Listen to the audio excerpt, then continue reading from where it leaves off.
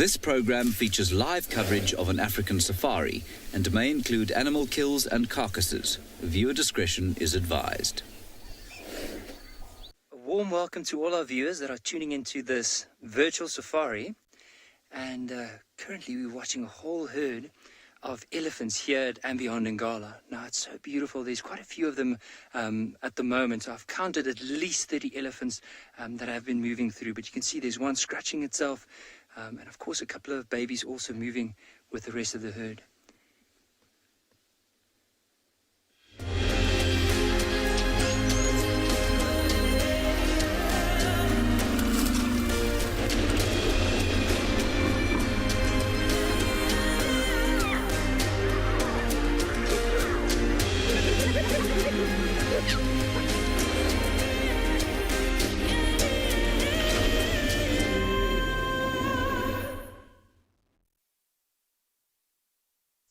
It's moving under that shade. It's basically just rubbing up against that tree. So you can imagine, like, with it being quite a nice warm day, so this elephant probably took a bit of mud, flicked it onto its back.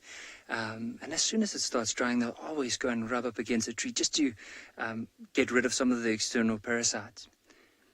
So just want to say welcome. I'm NIKKI here at Ngala. I'm going to be your ranger for today. And with me on the camera is Owen. Now, just on this note, have a look at this elephant just off to the left here. You'll notice it looks like quite a big female with the one tusk, especially the right tusk is a little bit skew there. But you'll see how she's just taking a bit of dust and like flicking it onto herself. You can also see with her body, it does look like there's little patches of dark on it. So it's most likely that somewhere along the line, she probably went past the water, maybe had a good drink and then flicked. Oh, look at the little baby under her belly. You might notice there's a very small baby just underneath her. So let's spend some time here and see if we can see that baby coming out. I think she's going to move right in front of us. I'm just going to lean out of the way, so I'm not in the way, but you might just see the little legs moving in between Mom's legs.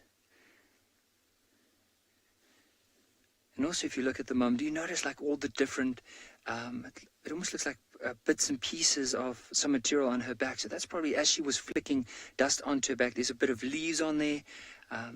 And even look at the baby, how wet the baby is. And I don't know even if it was him or maybe as he was trying to drink with Mom and she was blowing water onto herself, she basically just covered him with water. It's just such a special scene.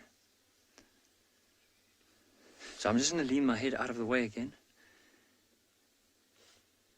There's just so many elephants. There's actually more coming off from the left. I can count at least another 10 elephants.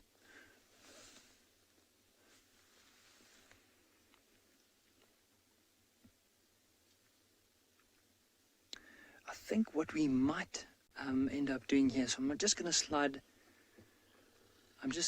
up a little bit. So it looks to me that the whole herd is moving off from the left to the right. So I just want to make sure that they don't surround us. But if they stay where they are now, we might just have this beautiful view of all of these elephants moving in the sun in front of us. So that's what I'm hoping for. Yeah, it does look like they have changed direction, so we're perfectly safe where we are now. But if we do need to move to get out of the way, we can definitely do that.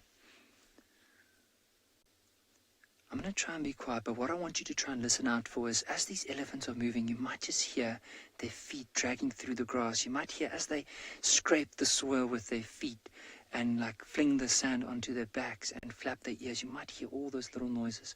So let's just listen.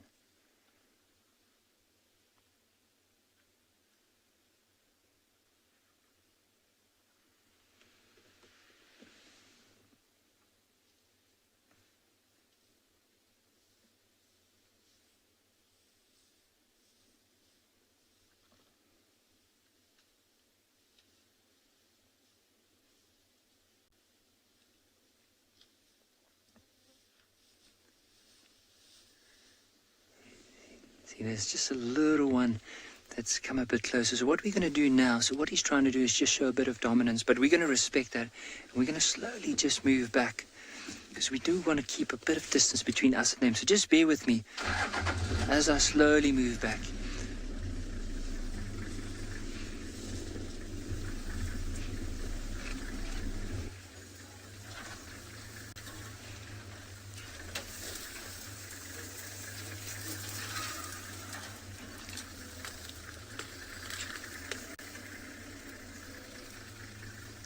So I think while we're going to try and reposition and get another view of these elephants, let's send you across to Laura Juma for her introduction and hello.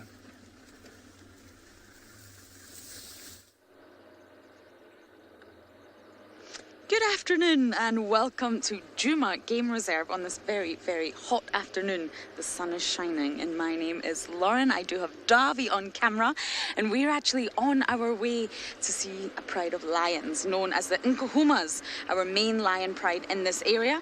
They were here this morning, so we're hopefully going to check that they're still there. Now, I can see something moving over there. It's very, very hot. So I imagine if I was a lion, I would be flat. I would be in an area just like this. This is a dry riverbed known as the Mulwati, and it's slightly cooler down here, and there's lots of opportunities to find some shade. Water, not so close by, but I think this is a perfect spot for them to rest. So unless they suddenly decided to change direction and move, I'm hoping that they're still in the same place. It was a very exciting morning this morning, so I'm hoping that it's an equally exciting afternoon. All the lionesses were accounted for and all the cubs. So hopefully they'll be sleeping, and then eventually I think they'll get thirsty and they'll head to a water point. Although it's winter here in South Africa, it's very, very hot today. Hotter than it has been in quite some time. So that's exactly what I'm doing, looking to try and find these lions. You'd be surprised at how difficult it can be to find lions when they're lying completely flat. They're camouflage. Mindy, yes, it is insane, a hot winter. I am not familiar with that either. Until I came to South Africa, it's very, very chilly in the morning and very chilly in the evening. But during the day, it can get quite hot. Not always, but definitely on a day like today. So they were here somewhere, so it's just a case of scratching around a little bit and looking for our Tony camouflage cats. The Mulwati River is one of my favourite places to come anyway. You can see lots of incredible birds and beautiful vegetation here. So it's a good place to start. But we just need to find areas that are possibly tucked away in the shade, and that's exactly where our lion pride will be. Or should be, should I say. Otherwise, our other plan for today is to head to the hyena den. It's very, very exciting in the world of hyenas here at Juma. So that's exactly where I'll head after this. I can even feel it's a little bit cooler down here. If I was a lion, I would definitely come here, but I'm not. So I do have to look for them.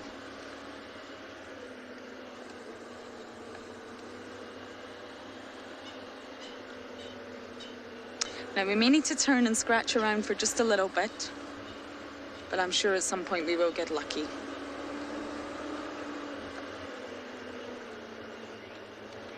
Aussie lady, yes, I had a fantastic drive this morning.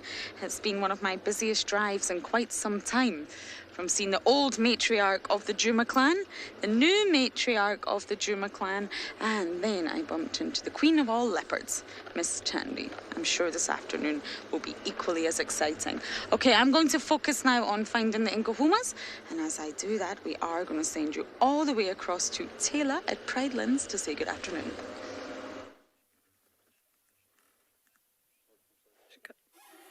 Hello everybody, and, of course welcome to Pridelands. My name is TAYLA MCCURDY and on camera with me is Kat, and we've just been driving around this lovely road, and I noticed a tree that has been pushed over by the elephants, which is what we're looking for, and it caused a bit of havoc for us, and we had to cut it up and move it off of the road. You can see there. But even though it looks like this has been completely destroyed, well, I suppose it has, it's created a cool little bridge, and I'm sure you can see that. So if something like a squirrel or a monkey that typically live in trees, if they were trying to get from one tree to the other, perhaps a leopard would be chasing them or something dramatic like that, it could now hop from that tippy top of the branch and onto the next tree, and it'll be safe. That's quite cool. But this is what we're actually looking for, is the elephants, and I'm hoping that we're going to bump into them sooner rather than later. It's been very, very hot here, so I'm hoping that if we just check along this drainage system, sort of depression to our right, that we'll start to see some of the tops of the trees moving around a little bit, and then of course see some more elephants. But if I don't do that, if you don't see that, I'll look for footprints on the ground, which I cannot see any of. So now I'm in two minds. Do I go that way, there's water there, or there's water behind us? And we have just checked a watering hole a little bit further back, and we sat there for a bit, but there was absolutely nothing happening, not even a bird coming down to drink. So this might mean that they are going to a different water hole. We shall see. Nice sandy road. I can't see any footprints other than impala tracks. There's only impala tracks. Alright, so we're going to keep making our way down towards the next watering hole, where hopefully there'll be a herd of elephants waiting for us.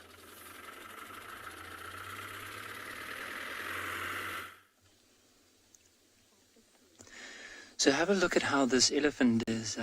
She basically took this small tree, wrapped the trunk around and broke it off, and now you can see the way she's maneuvering it in her mouth, probably trying to get all the little branches, maybe some of the leaves, or even that very fleshy nutrient-filled bark.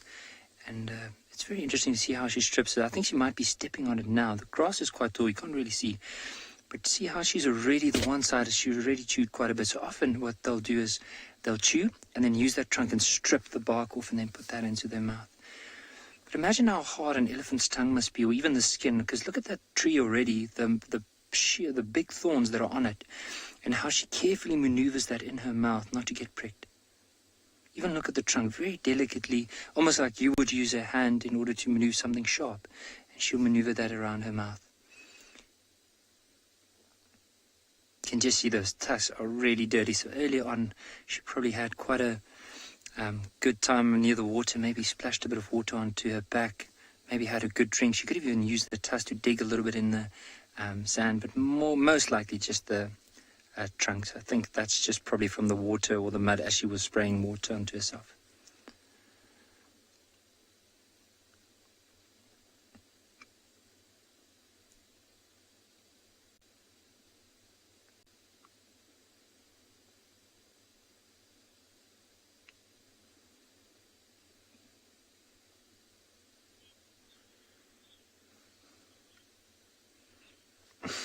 Gina, she does look a little bit sleepy. I think it's just that early Sunday afternoon feel. I mean, even for us on the drive, it's just such a calm, relaxing afternoon.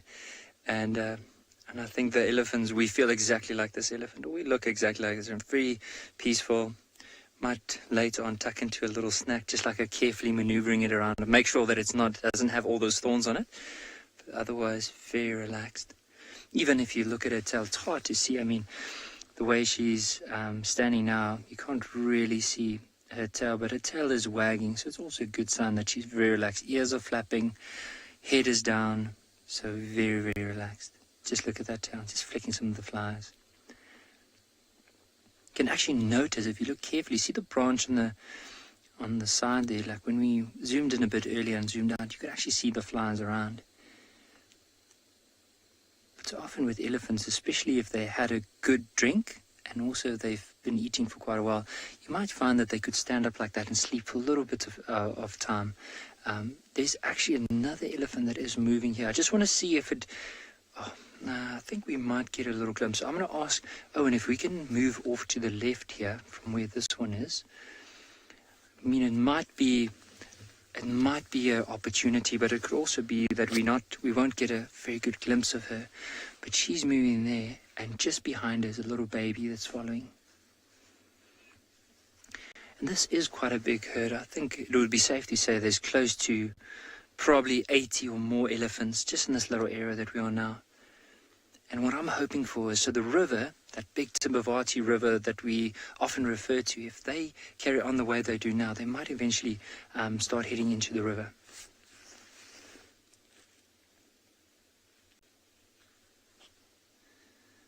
And imagine just getting a video of all these elephants down in the river with the beautiful lights on them. I think that will just make my Sunday afternoon.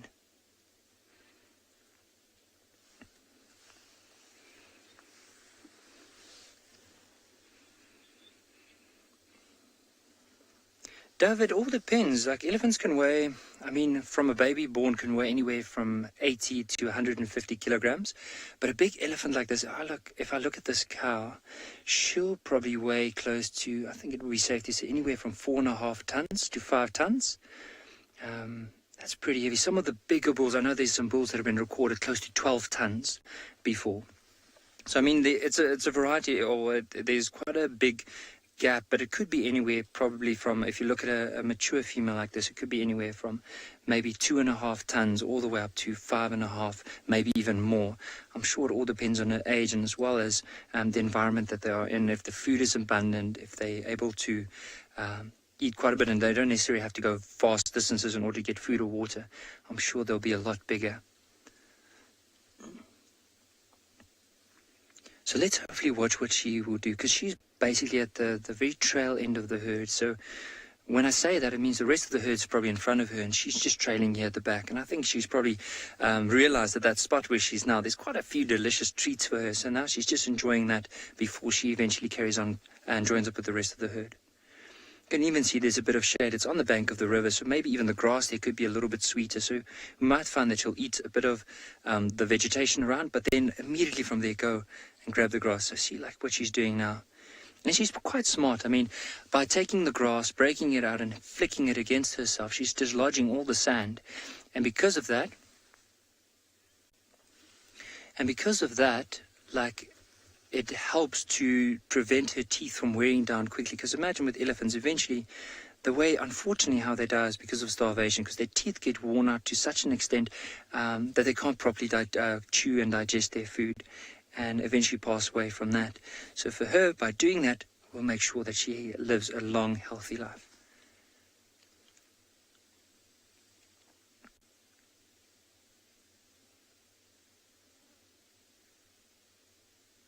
And I can just imagine for her now, there's actually another elephant that's moved in.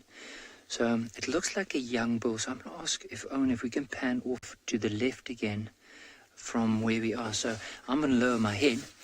And so just off to the left of us, there's another elephant that's moving on the scene. Now, based on his, like if you look at the rounded forehead, also his size, and of course, I had to look between the legs. But so this is a young bull, and what he's probably doing is training the rest of the herd.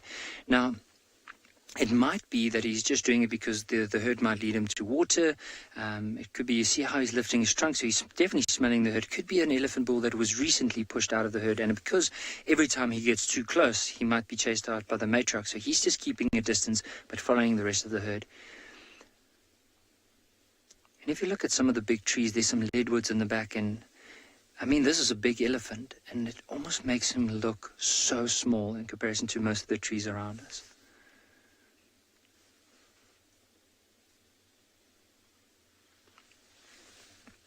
It's amazing how quickly an elephant can disappear in the bush like that. And so often, if you are looking out for elephants, of course, you do try and spot that big grey body, maybe those shiny white tusks as it's moving through the bush. But another way to do it is, of course, listening out. So if you can hear branches breaking, maybe those footsteps as they drag through the tall grass, maybe as they push over a tree to get to the top leaves, or maybe to get to the nutrient-filled roots, that's what they could possibly do. And that's how you can possibly hear them.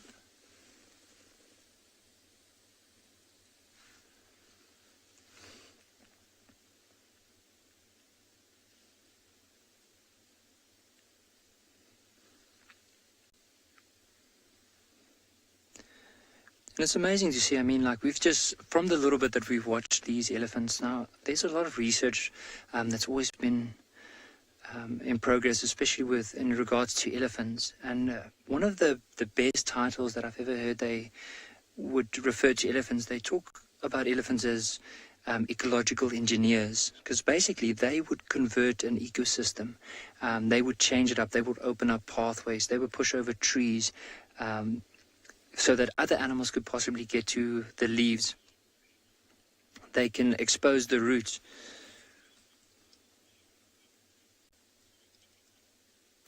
So I think there's so many different things about it, and I would always encourage people to go and read up a little bit more about it and like get some input. I would love to hear some stories, and please send those questions through, and some of the stories I would love to hear. But I think while we are going to try and see if we can get the rest of the herd, maybe see if we can loop around and get another view, we're going to send you to Damon at And Beyond Pinda, who hasn't said hello yet.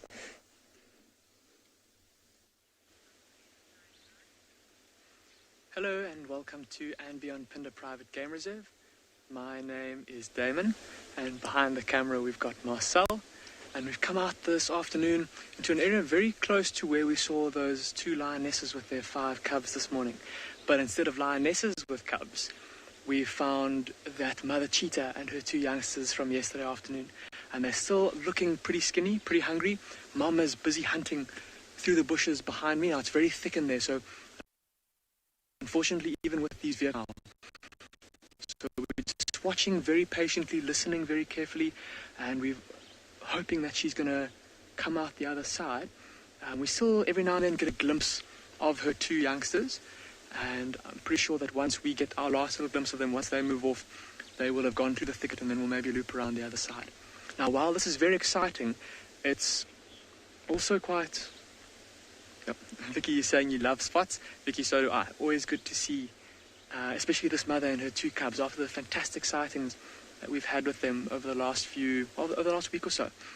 But as I was saying, while it's very exciting that we've managed to find her, it's somewhat disconcerting the area where she is in.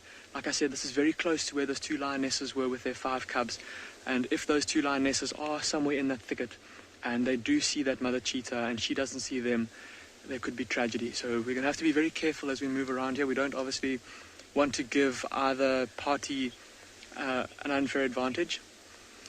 Reggie is saying that cheetah are the best. They are absolutely special and just such beautiful creatures. And is that your favorite animal? I'd love to know. So what we've done is that we've got a tracking vehicle that's out helping us this afternoon, and we've asked them to go to the other side of this thicket of trees, and they're going to stand by there, and they're going to watch and wait and see if she comes out on that side. Of course, in those thickets there could be all different kinds of prey species, which is why she's gone in there.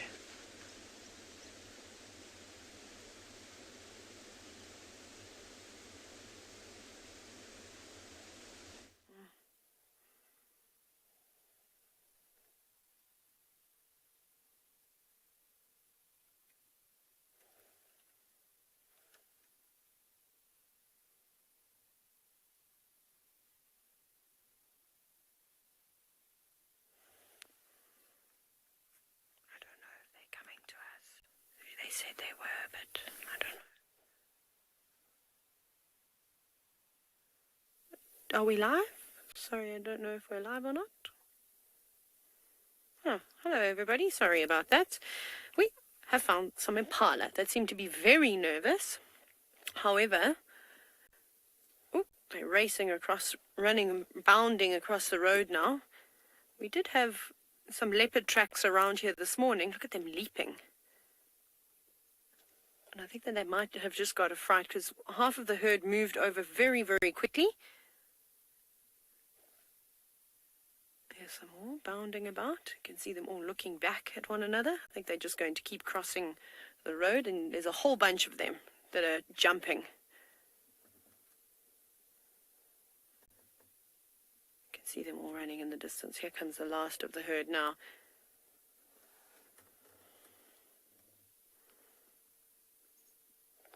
You can also hear some dwarf mongoose just in the grass. Oh, here comes the last impala ewe. There she goes. Patricia, impala can be quite funny, except I don't think that they intend to be funny on purpose. For them to run like that and bound about is a really good survival strategy. So that is how they would evade predators.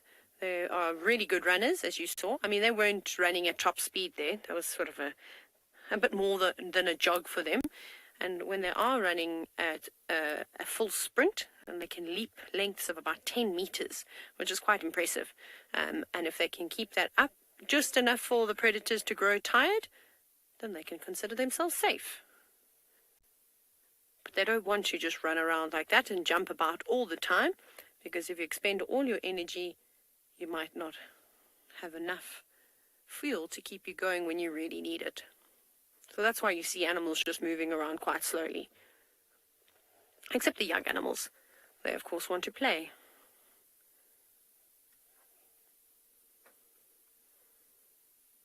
So this is a really good area for leopard. And we know that there is a female leopard and a male leopard that move around. We had the big male's tracks come through here this morning, but they just crossed out of our traverse. But he could have come back during the day. We've been noticing a lot of activity in between game drives. And I did just see some tracks over our tracks.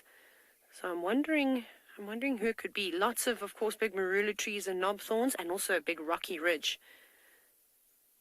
So they could still be around you, which is maybe why the herd is a little bit on their toes. Yes, Tammy, I think any athlete wishes, maybe the long jumpers wish they could leap the lengths that Impala can. They are beautiful to look at. And, of course, watching them do their thing is very impressive. But now they've all started to put their heads down, so they seem to have relaxed a little bit.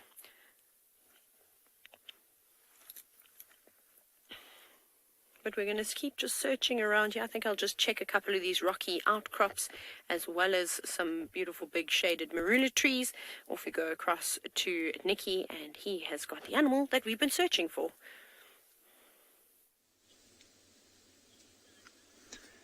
So we just found, we drove up a little bit further from where we had that elephant a bit earlier, and then we joined up with almost another part of the herd. But you'll see this youngster here is like picking some grass and then flicking it, like the same we saw that female herd doing, like flicking against the chest or maybe against the bottom part of the chin, and then from there pushing it into the mouth.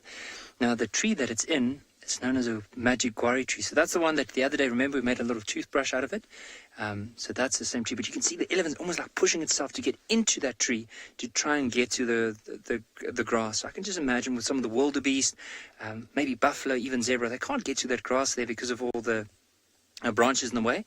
But of course, being an elephant, they make a way. So he pushes it out of the way just to get to that lush grass. It also looks a little bit greener. I mean, you can see the way, or it's hard to see, I mean, because of the angle of the sun. However, like if I look very carefully with binoculars, I can actually see a little bit of green grass there. So I could just imagine that grass being a lot more sweet, or maybe has a bit more moisture in it in comparison to the grass around in this open area. And because of that, this is why this elephant is pushing into this tree. So I'm going to ask just for Owen just to pan out a little bit so you can see in comparison. I mean, look at the grass where this elephant is, but then compare it against this open area, which is just slightly off to the left.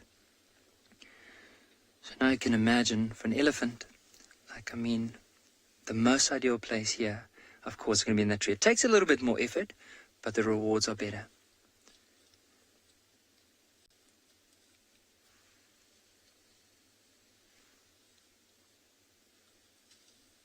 See how it's just maneuvering all the way into that guari bush in order to try and get to that grass.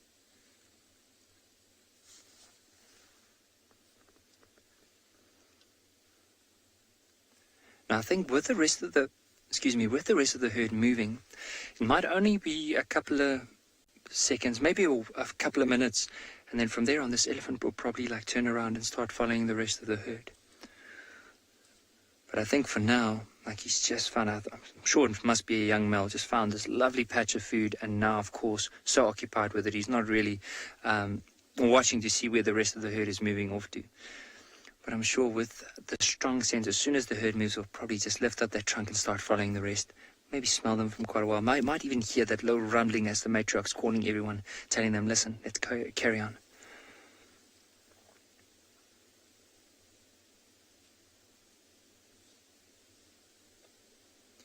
When we're as quiet as we are now, you can even now and then, after hearing this elephant hitting the grass against his chin, you might even hear the teeth grinding on top of one another as it's grinding away on this grass and breaking it down.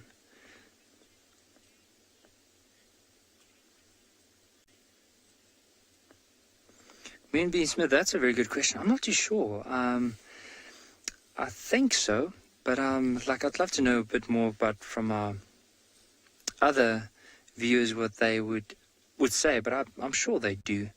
But I'm just not sure. I don't think I've ever read about it or even thought about it. So, but please, if any of our viewers know, please send in those questions. I also need to get back to Mitchell. Like the other day, I think it was yesterday morning, he had a very good question about are the meerkats and the mongooses related, or are the meerkats part of the mongoose family? And I said yes, but I wanted to go and read up a little bit more. So they are. They're not very closely related, but they are related in the fact that they fall within the same family called Herpicidae. But when you look at a meerkat's genus and species, so the genus and the species, genus would be like our surname. So let's say, for example, someone's surname is Miller. Then you have one surname, but quite a few individuals, and that is their species names. You will have Rob, Susan, and Nikki. So with the meerkat, the genus and the species name is very unique, and there's no other mongoose that falls within that. So it's a very unique branch that goes in that, but they are part of the mongoose family.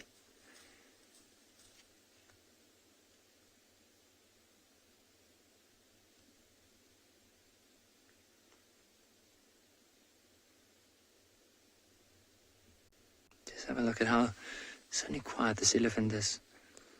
Gotten often. I mean, if there's other bigger bulls in the area and they move past, or maybe if there's any other noise, you might find that these young elephants would just stop like this just to listen out. Remember we talked about the grumblings of the matriarch? Maybe this elephant even heard the other elephants moving. That's what's stopping to listen out. Let's have a look, because I'm thinking if it heard the other elephants, it might turn around and decide to carry on from here. Let's just watch them.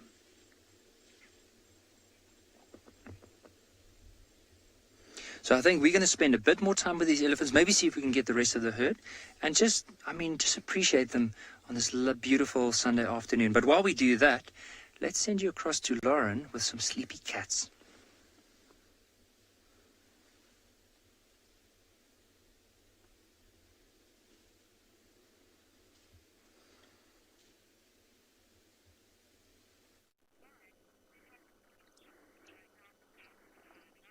Very sleepy cats. We have the Nkahuma Pride. Very good to see them, and I believe they're in the exact same place as this morning, which, well, is good news for me. It means that it wasn't that difficult. Now, this is the main pride that we have in our area, Djuma Game Reserve, and there's adults and cubs. But their territory is very far and very wide, so we don't always see them. They don't always come into this area. And sadly, some of the cubs are suffering quite heavily from mange. And I think they'll be okay. We had lots of rains this summer, very, very heavy rains, which is a good thing. So there's lots of water around, and the various prey of the lions, like buffalo, zebra and giraffe, they're all in very good condition, especially the buffalo. So that means that it's really, really good news for the lions, and very possibly they'll be able to flush out this mange and be right as rain soon again. But it's quite sad to see the little cubs like this. You can see they're scratching. It's not comfortable for them. Lions love a good scratch anyway, but mange can make it really, really uncomfortable. And mange, the proper name is Scarcoptic mange, and it's basically from an arachnid, and it's the exact same arachnid that gives humans scabies. It's a little mite, and it's parasitic. Goes into the skin, and it's highly contagious. So once one cub starts suffering from mange, what we find is they all start suffering from mange, because it spreads very, very quickly. So these little mites embed themselves in the follicles of the animal, and it causes them to scratch, and that's what that little cub was doing right there. Scratch, scratch, scratch.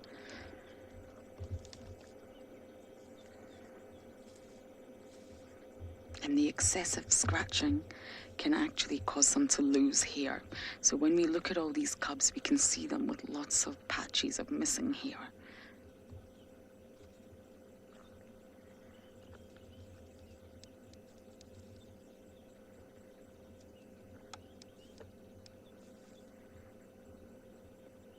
Somebody's awake.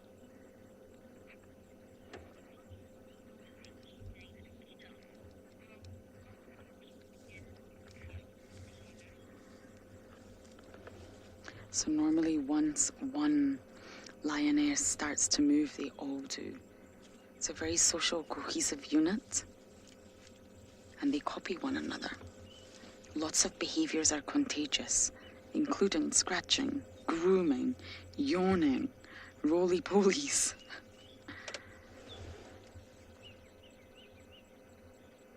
I haven't done a count yet, but I believe from this morning, everyone is accounted for in the pride, which is great news.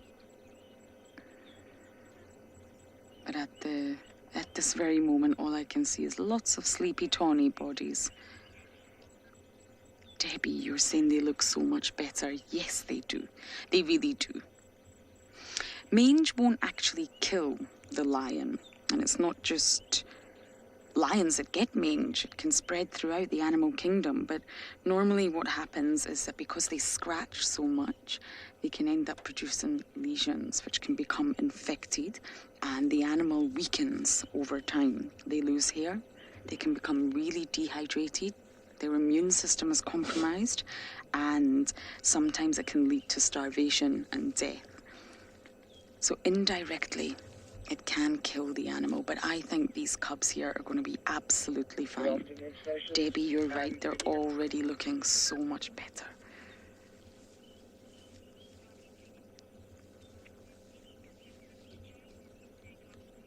So I'm going to stay with my Incohomas, and hopefully they'll get up soon and go for water. But you guys are going to go across to James to say good afternoon.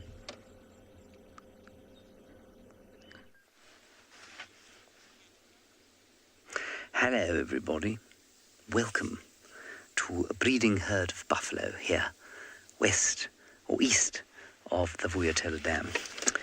My name is James Henry. BK is on camera. There we are.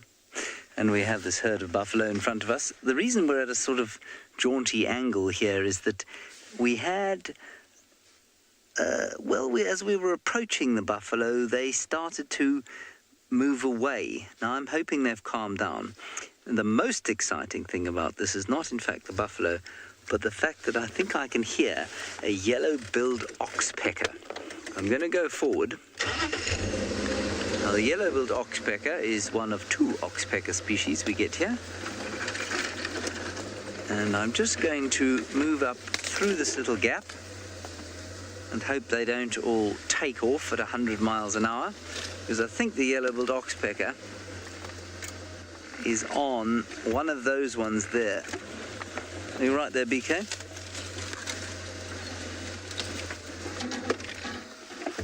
So let's just focus on those oxpeckers there, on that little group. Well, we've got 2 standard issue red bills, 3 standard issue red bills. No, there is a yellow-billed.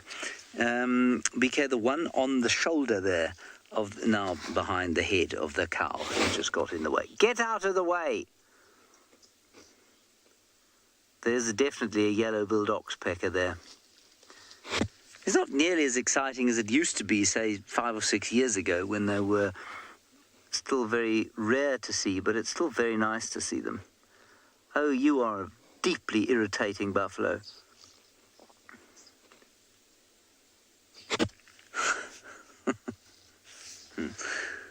We had such a nice view. We were going to have such a nice view.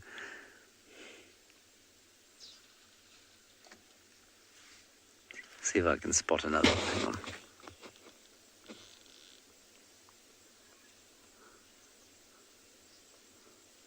Many of you feeling great sympathy for me. There, you see the one on the ground now, BK? It's got a yellow bill in its ear. The one on the ground. There. Now just turned its head. You got it? There, you can hear that call. It's very distinctive.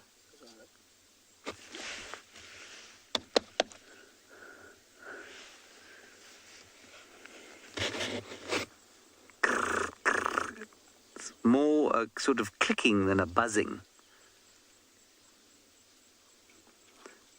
And although it is, there are 3 of them. They're now all on the buffalo line. There are 4 of them. And you can see both species there. The yellow-billed slightly bigger than the red-billed, and they've got yellow behind the reddish bit on the beak. So they've got both colours, the yellow-bills.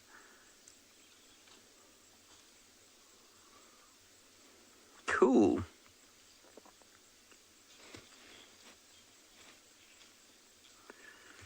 Yeah, Maddie, there are these two different kinds of oxpeckers, and you know, the yellow-billed is, or was thought to have been going almost extinct. And for a long time, they were only found in the northern parts of the Kruger Park.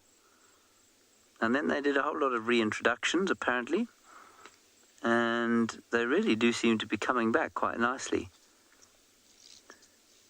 You won't find them normally on small animals. That said, as I like to recount, my first sighting was on a warthog.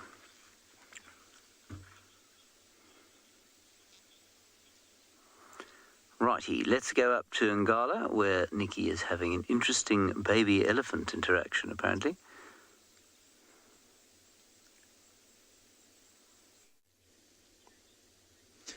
So we're having this young baby elephant. You can see in the middle, I know with the sun, it's hard to see, but you'll see in the middle, there's a little baby, small trunk. See how it's just using its trunk to blow in the sun. But earlier on, see the way that's lying down? So earlier on, the adults actually stood over it. As it was lying down, there was a bit of shade over the baby. And they just gently move around this baby. But have a look at that. I mean, when we said there's going to be a special Sunday afternoon drive, it's just, I mean, when I look at a baby elephant, it just warms one's heart. Look at that. So he's just sniffing the air.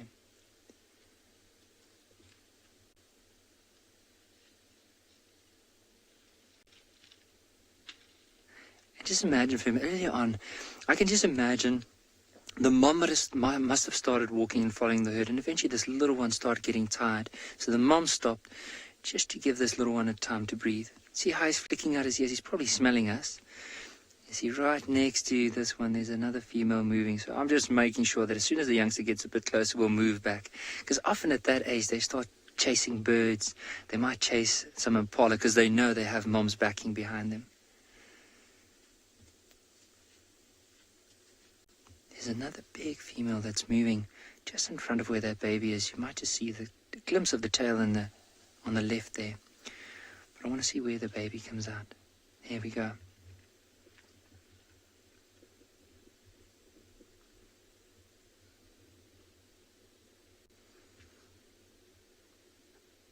But how wonderful is this silhouette? You can only and also just compare it. I mean, from the elephants we saw earlier, if you look at this, the height of the tail above the ground in comparison to this little elephant, it just shows you how small he is. He's basically the size of a big, fully grown warthog. That's how big this little one is.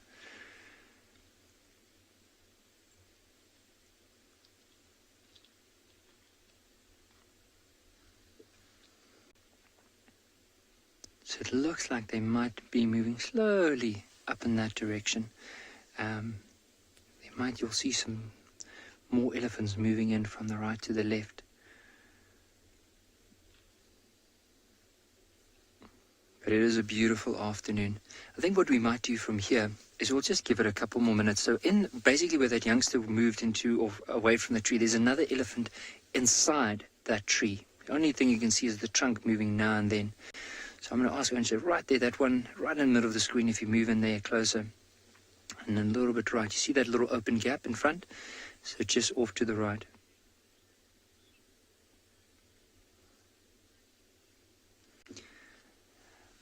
So I'd love to just make a little comment there, because I know a lot of the viewers are commenting on that little elephant, and I would definitely say that's probably one of the cutest little animals as well. And I fully agree with everyone.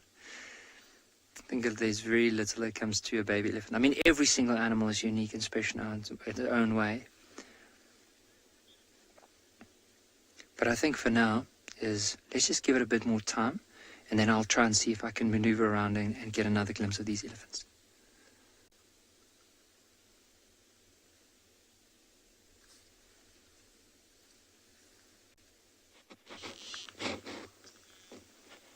We are going to sit with our buffalo for another 3 or 4 minutes and then head off towards the east of the reserve, see if we can find some elephants or maybe If we're very lucky, a sight of Tundi, the leopardess, who has now been responsible for the destruction of 2 steering rods. One from Lauren this morning, and one from me the other day.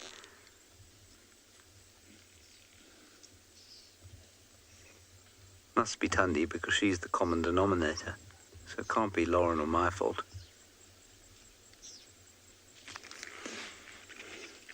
Those 2 buffalo are watching, I think, a vehicle walking across the waterhole wall.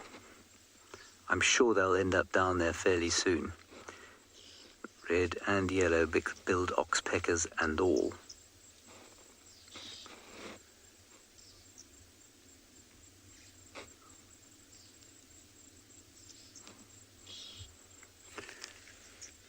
They seem to be relatively relaxed now.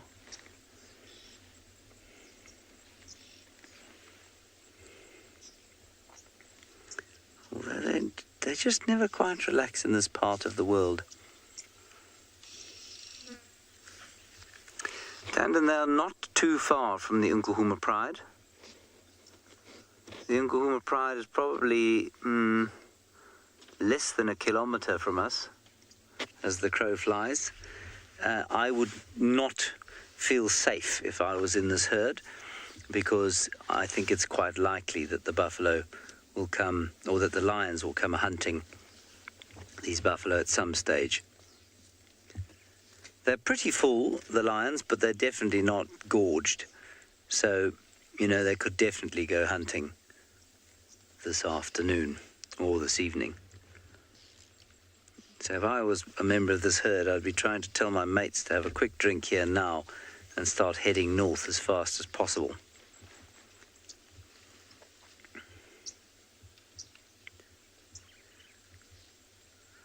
Let's do a little drive up into the middle, see if we can get them to stand still. Otherwise, we'll press on and see what else we can find.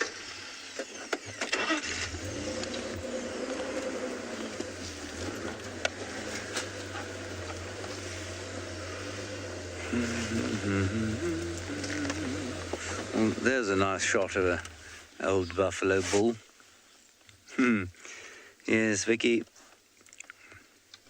My response to you is much the same as it is to those who say when they see a lion cub they'd like to cuddle it. It would be the very last thing you ever hung your hat on if you managed to get close enough to a buffalo to hang your hat on its horns. As I say to those who wish to hug lion cub or say that lion cubs are so cuddly, I always say it'll be the last thing you cuddle. Just have a look at that one, BK, if you don't mind. He's sitting quite nicely for us. And he's got a whole lot of combretum or bushwillow bark on his horns where he's been scratching.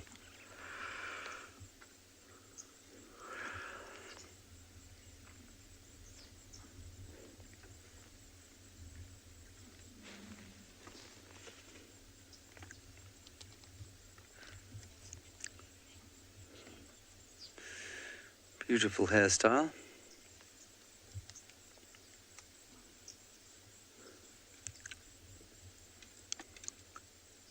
And some cud chewing. Not for him a Sunday lunch of roast chicken and apple crumble. No. He unfortunately is rehaving his breakfast. If you want to see how that effect is caused, because there's one there actually doing the scratching of the horns. To a certain extent. He's got an itchy back of the horns.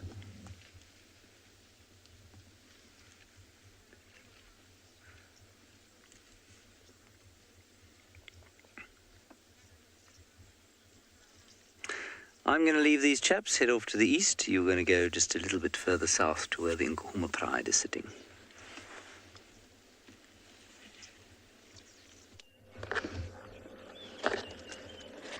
Oh, it's all scratch, scratch, scratch here. Itching those scratchies, scratching those itchies. They've all moved. They're grooming. I don't think any of them are fully snoozing, apart from one little cub that's in front of us. Oh, big yawn.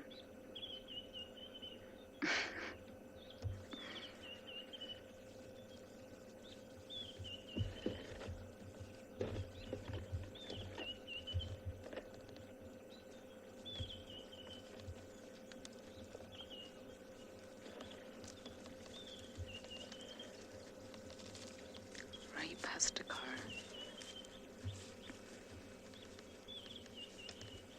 Oh, now the cubby's awake, the last one to wake up.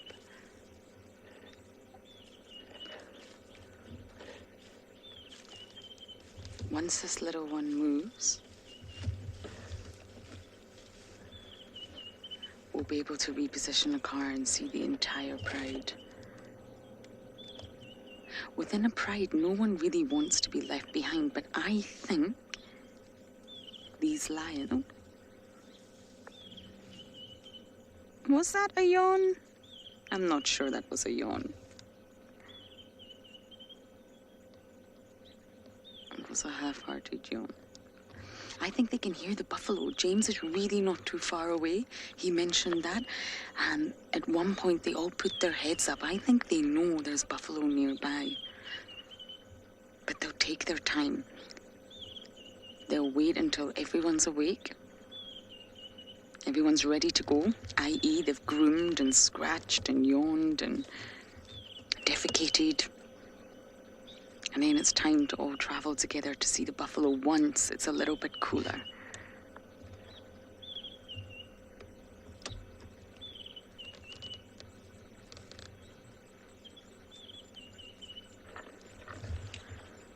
Now, there's different age groups of cubs, but from what I can see, the two older boys, they belong to a lioness called Ridge Nose, and they were born in May 2019, which makes them a little over a year now. They seem to be the worst affected by mange, from what I can gather so far.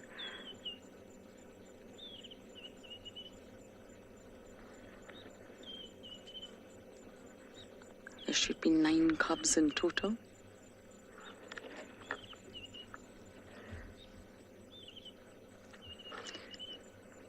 Now, we want to give you a better view of the lions, but we can't go forward because of this little sleepy head. So I think we might have to reverse. John, you're hoping for some inkuhuma. Yes, I am in a tree. This is how we parked. Isn't it wonderful? Yes, this should be entertaining. John, I think we might get some inkuhuma action as well. Buffalo's their favourite treat.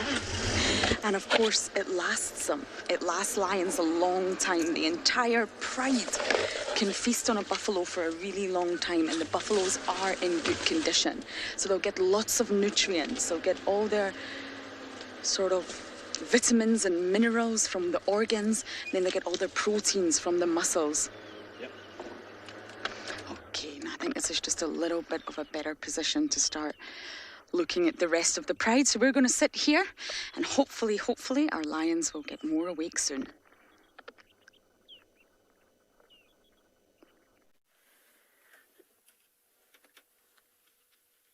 Well, Lauren, we have the tasty snack you were talking about, but you have to be very brave as a lion to take on a beast like this boy that we have, though he's not alone.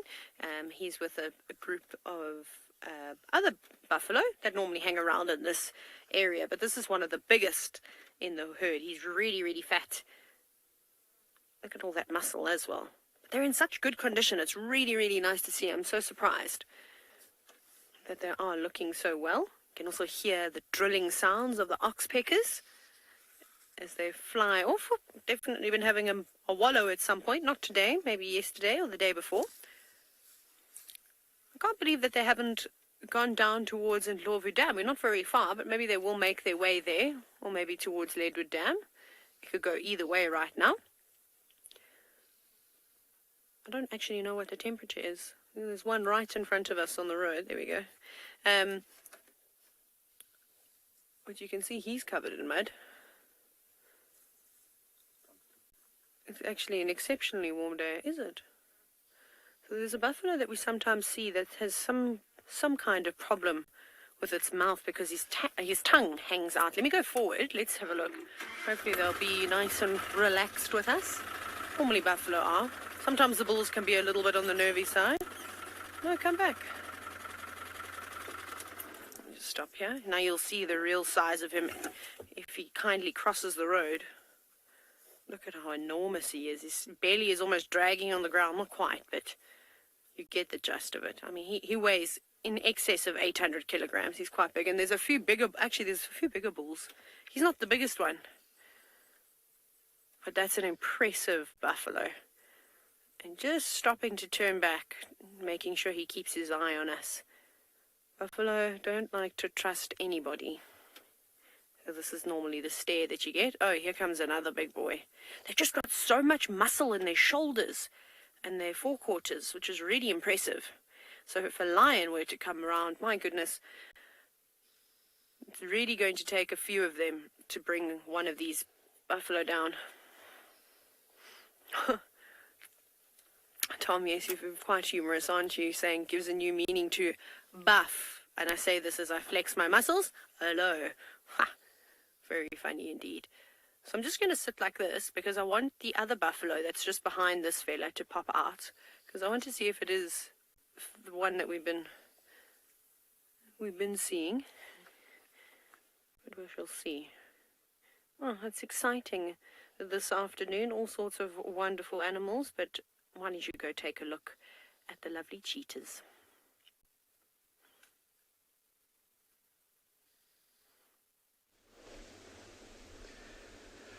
Well, welcome back everybody. We have had an absolute time trying to keep up with this mother and her two youngsters. They were moving through the most impenetrable thickets possible. We were having to loop around and then wait and then loop around again and then wait, and we thought that we'd lost her. And as we were making our way back to the road and coming down the mountain, we managed to spot her. She came out of the thickets, and look at this beautiful open area that she's now emerged into. So she and her youngsters just taking a time out for a second in the shade of this thicket of trees. Oh, look at that big yawn. Look how she's now grooming herself, just cleaning her paws after all of that, for lack of a better term, missioning through that thicket. And it did seem that a couple of times something caught her attention. May have been in those very dense thickets because Nyalas typically like to live in dense bush. We did see a couple of Nyalas while we were in there, and that may have been the thing, or those may have been the things that caught her attention. Now, just off to the right of where this female cheetah is, when we were coming through here earlier, we saw quite a big group of impala, and I wonder if we're just not patient, because as the sun goes down, typically because impala, like cheetah, like to rest in open areas, they might come out of these thickets and into the middle of this clearing here. And then we might be in for round 2. Those of you that joined us yesterday afternoon, you may remember the fantastic scene that we witnessed as we watched this female cheetah try and catch an impala. Wouldn't that be incredible if we could have a second take at that? And such a fantastic vantage point that she's got. Look at this. She's up on this hillside. Look at the view she's got. Donnie, you're asking a very interesting question. I'm very glad that you asked. You asked if a cheetah can catch prey without its tail. Now, to answer your question, Donnie, let's have a look at, I don't know if you've heard what cheetah use their tails for. So I'm sure you've heard about how fast they can run. And that tail is there to help them steer when they're running at high speeds. So for a cheetah to run at maximum speed and then to try and keep up with its prey as its prey kind of dodges and dives, they need that tail to help them balance and steer. Now, if it hasn't got a tail, it's not going to be able to do that as effectively. And so one could argue that, no, they wouldn't be as effective at catching prey. But there was actually a young male cheetah that used to live here at Ambion Pinda. And when he was a cub, shame, he had an absolute nightmare of an upbringing. The poor little thing. When he was very young, both him and his siblings got mange. You saw now, Lauren was talking about mange with the Nkuhuma Pride of Lions over at Djuma. this little cub and his siblings contracted mange when they were very small. Luckily, they managed to recover from it.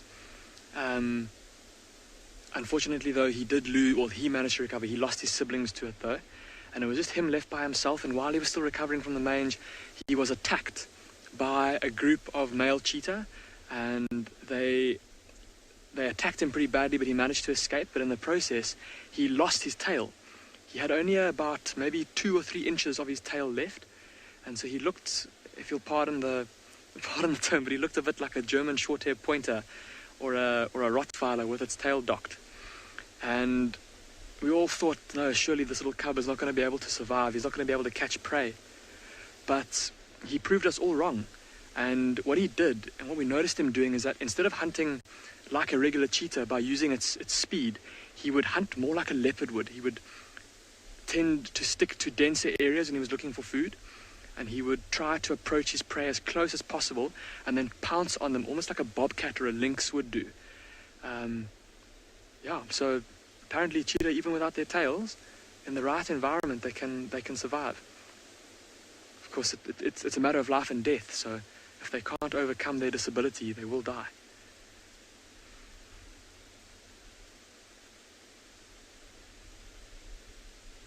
And we've still got a bit of daylight left, so I'm hopeful that this female cheetah may try to hunt again.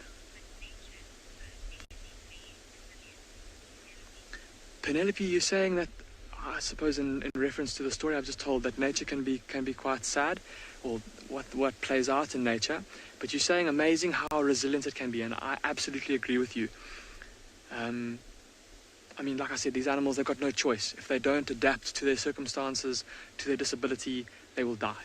So, yeah, there's no 2 ways about it. Oh, listen, there's an impala that's just snorted down in the valley below us. Again, that very loud and distinctive sound. But it was just one snort. And I very much doubt that impala has seen these cheetah based on how far away it is from us. It may have just been a false alarm, or maybe a ram harassing some ewes. But we're going to stick here and take in this beautiful scene and hope that this female cheetah does try her luck again. Wild Earth relies on support from viewers like you to carry on broadcasting our daily live shows. A small donation goes a long way in helping us on our mission to connect the world with nature. Please visit our support page to see how you can help and become part of the Wild Earth family. So earlier on, we had a look at that beautiful herd of elephants, and then from there on, we decided to do a bit of a drive along the river. Like this morning, we tried for the leopard. Unfortunately, we didn't see any leopards.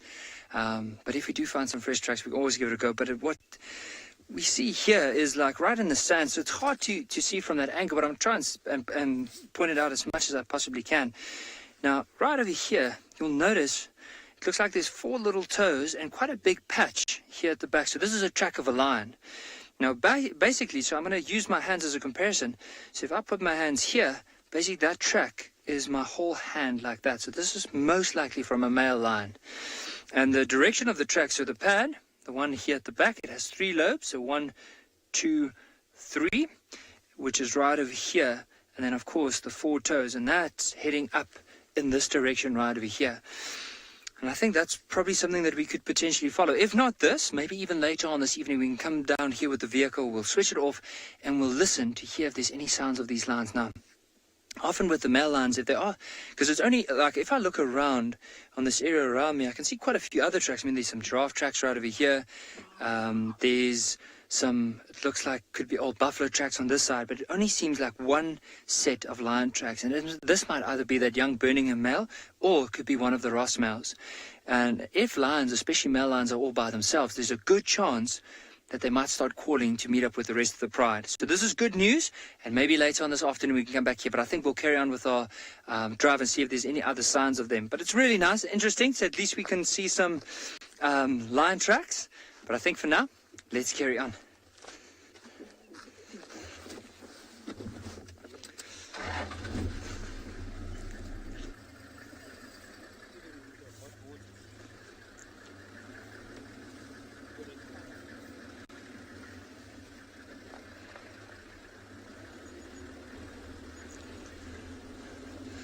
Laura, I would say, like, I'm still in the process of learning how to track.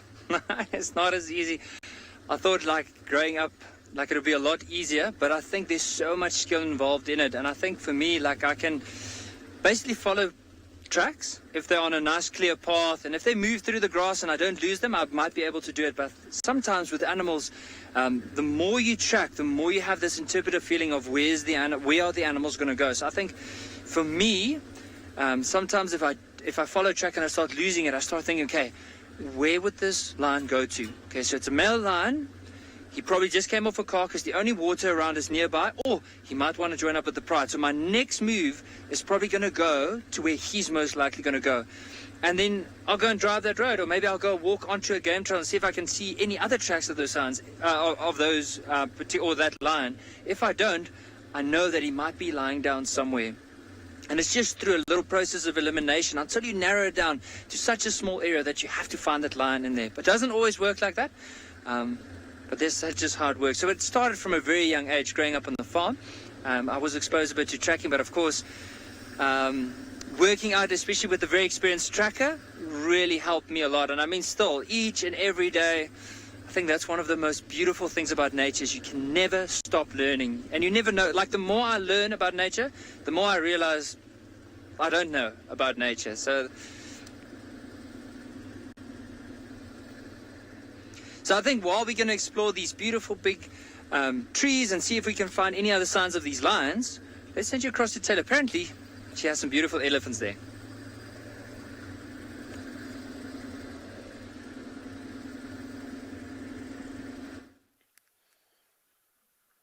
So just as I was talking about the elephants coming to visit all the watering holes, finally we have some down at Ndlovu Dam, which is right at the eco training camp. And there they are, just splashing about. And you can also see all the dust in the background, but hopefully we'll have a look at that in a little bit. Just all the boys that are in the water, as they normally are. Sort of doing a bit of rough and tumble. Feeling as light as a feather in comparison to how they, I suppose, normally feel when they're on land. Look at that. But this is honestly, like, magnificent. Look at that. When do you get so much dust? I mean, again, a photographer's dream. But look at all this. Oh, wow. Just as that elephant shook his head. That was quite special.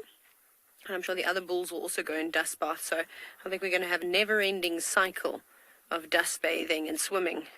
There's a young boy just covering himself quite a bit. I think the flies are a bit of a bother at the moment. You see he's focusing on putting all that dust on his face. Around his ears, around his eyes, underneath his belly. Oh, now he's even going down onto his knees.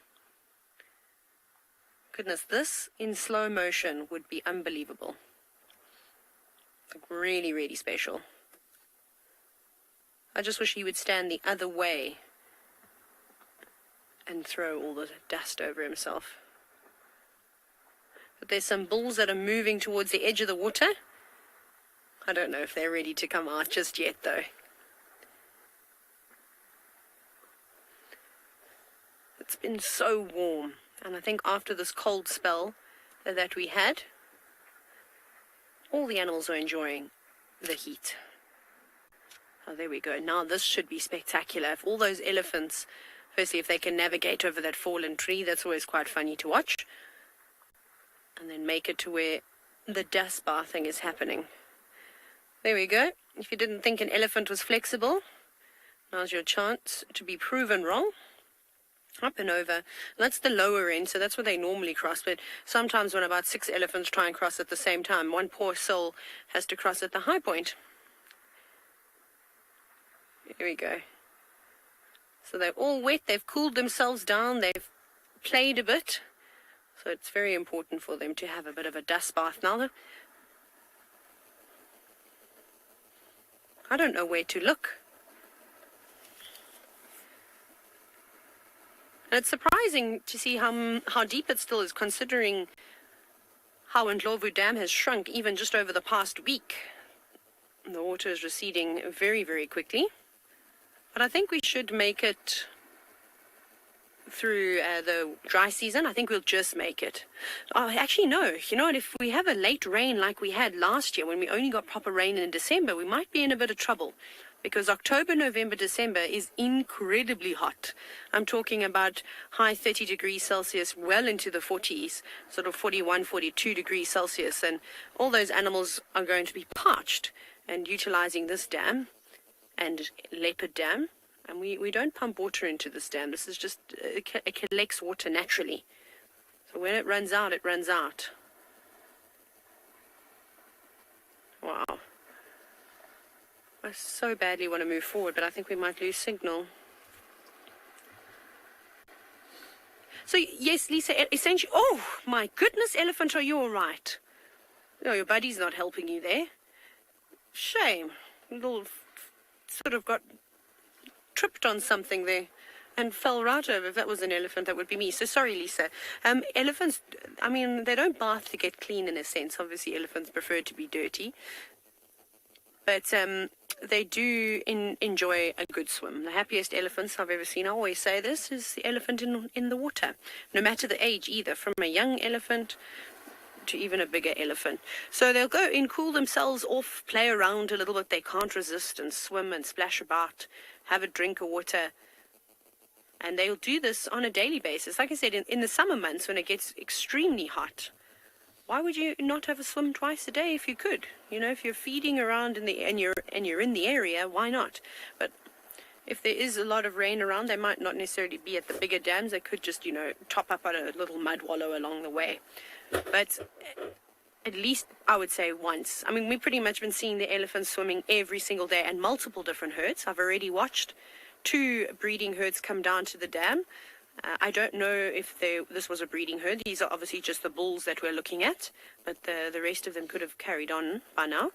I didn't, like I said, Leopard Dam was surprisingly quiet. But in the summer when it's super hot, sure, I think they'll be here all the time. Hey, trying to have a piggyback. I don't think that's how it's supposed to work, mister. And those other 2 bulls chasing one another up the slope now.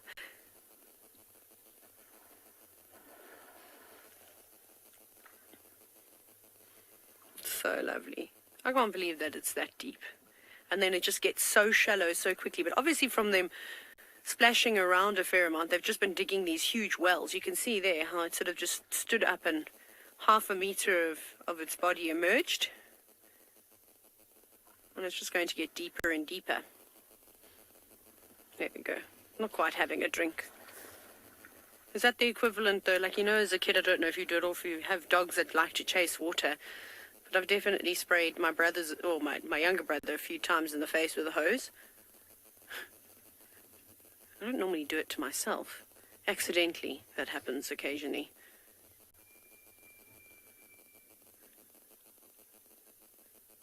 Amazing, just as quick as that, they're out of the water and carrying on.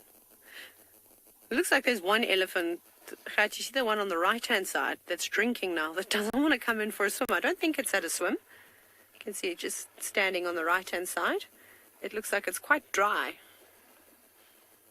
No, there's some wet patches. Maybe it swam earlier or sprayed water on itself. Like I said, the elephants have just come and gone. There's a pity they weren't here at the beginning of the show. We did sit here for a little bit, but no luck. But I am hoping that we will see some more dust bathing from the trio that are here. But off we go to the cheetah where they are fast asleep.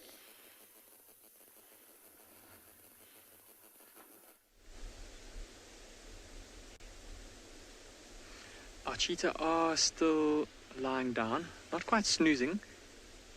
See how Mom's head is up and twitching and looking around. The youngsters though, have a look at how their necks are also up, crooked at that horribly uncomfortable looking angle. But see how their eyes are closed. So they are taking advantage of Mom's vigilance and Mom's being here, catching up on a bit of sleep after all the walking they've been doing today. My goodness, when we did manage to find these cheetahs this morning, like I said, but unfortunately we just couldn't film them because of the poor signal. Oh, what has... I thought that she'd spotted something. Did you see how she just suddenly jumped up? There was a subtle increase in the speed of the wind blowing onto her, and I think it maybe just startled her. It may have carried the scent of something. See how she's wide awake now and looking around her. Just making sure that there's nothing dangerous creeping up on them, and also that she hasn't maybe missed some kind of prey walking along behind her. Like I said, where they're lying in the shade of this tree, it's absolutely superb cover. If they lie down and they stay still, it's unlikely that something will notice them if it walks past. But we can still, while we've been sitting here, we can hear impalas down and to the left of where this mother cheetah is, and also off to the right. But I think for now she seems content to rest for a bit. And I mean, we watched her try and hunt yesterday, so we know that she's been hungry since at least yesterday. Over the next few days she's going to get more and more hungry if she's not successful with a hunt soon.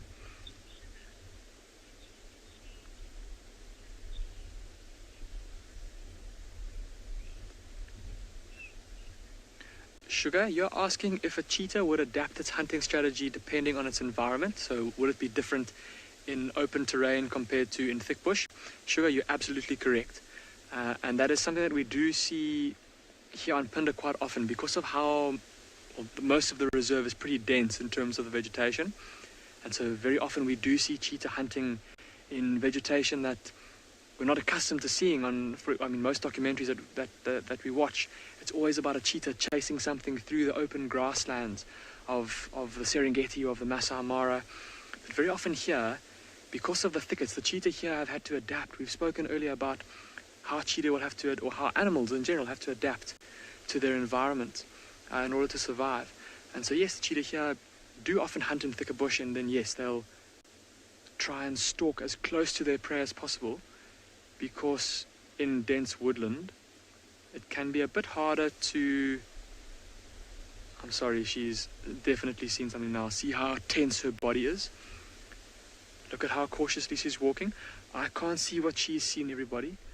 So we're going to have to sit tight, and here again the suspense starts.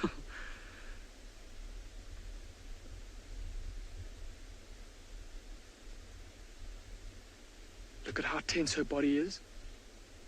And look at the cubs. The cubs have seen that she's looking tense. They're looking in the direction she's looking.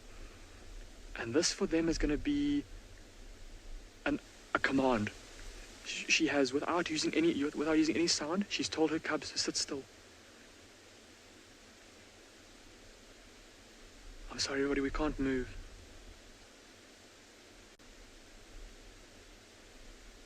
I don't know what she's seen. But she's walking quite confidently, so whatever she's seen has maybe got its head down, busy grazing right now. Look at the cubs, they're getting up in anticipation. Oh my word.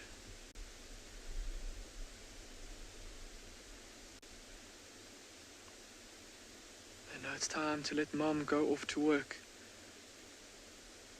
Oh, don't get up, little cubs, you might blow the hunt. Oh, the cubs are following.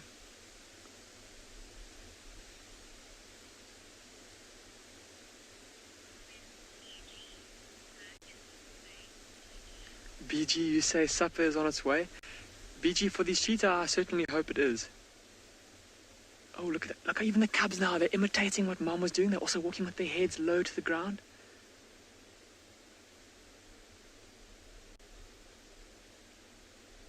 There's some impala, I can hear them. That must be what she's seen. There's some impala rams chasing each other around, but they're very far down the hill. There's a lot of ground she's got to cover.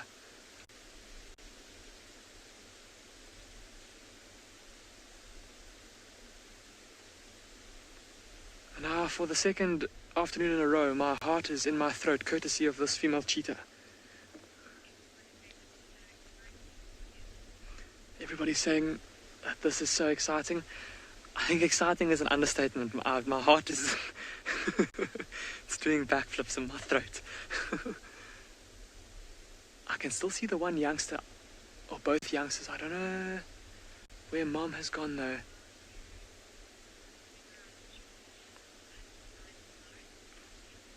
Okay, I think while we try and figure out where she has gone, let's go and have a look and see what the lions are up to at Djuma with Lauren, and we'll call you straight back as soon as we are able to see her a bit better.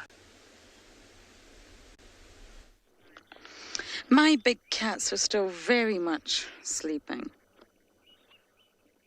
looking more golden in the golden light. There's only this little cub here has its head up. Now, I got to see all the cubs the other night when they were on Djuma, and it's lovely to see them when they're standing, because you can actually start to gauge which cub group they belong to. Look at this one. I do now have Morgan on camera, everybody. So I just wanted to let you know that he's on board. So the oldest cubs are, of course, ridge-nosed boys that are not looking too great, but you can really see that. They're very tall and big. We also have Amber Eyes lot, Purple Eyes 2, and then we have Chella's, the youngest lioness. We also have her 1. This is a whole lot of cubs here. And I'm wondering if these adults are full. I wonder if that's why they're not showing much interest in the sounds of the buffalo. Are they just waiting till it gets cooler? Or are they just full? This particular individual that we're looking at looks very full.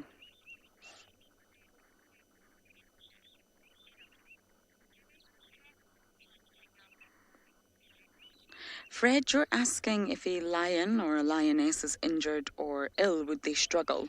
Yes, they would, especially a severe injury. But lions are very resilient.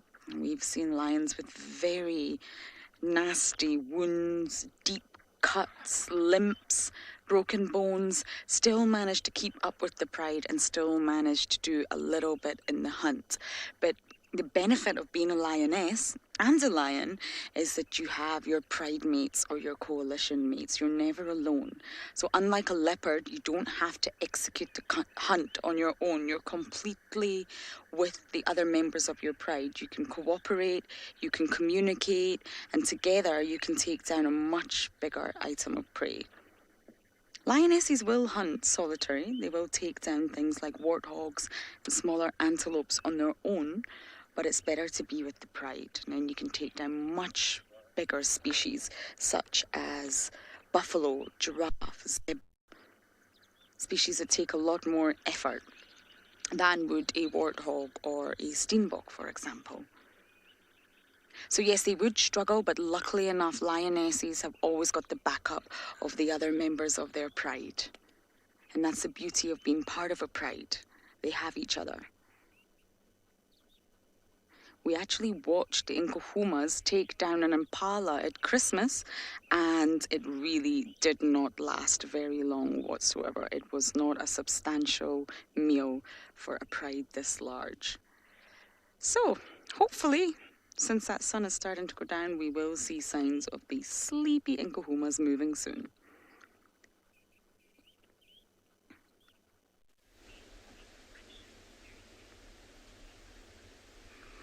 So we have managed to adjust our position ever so slightly. There is the mother cheetah there, and she's still looking very intently to the northwest. And if we just pan to the left, you'll be able to see what she is looking at. There's a small group of impala at the edge of that thicket. Remember earlier we said that with the coming of night, just like cheetah, because impala like to rest in open areas, they've been making their way out of the thickets to come and rest in the open grassland. That seems to be what has started to happen. Now those impala are looking...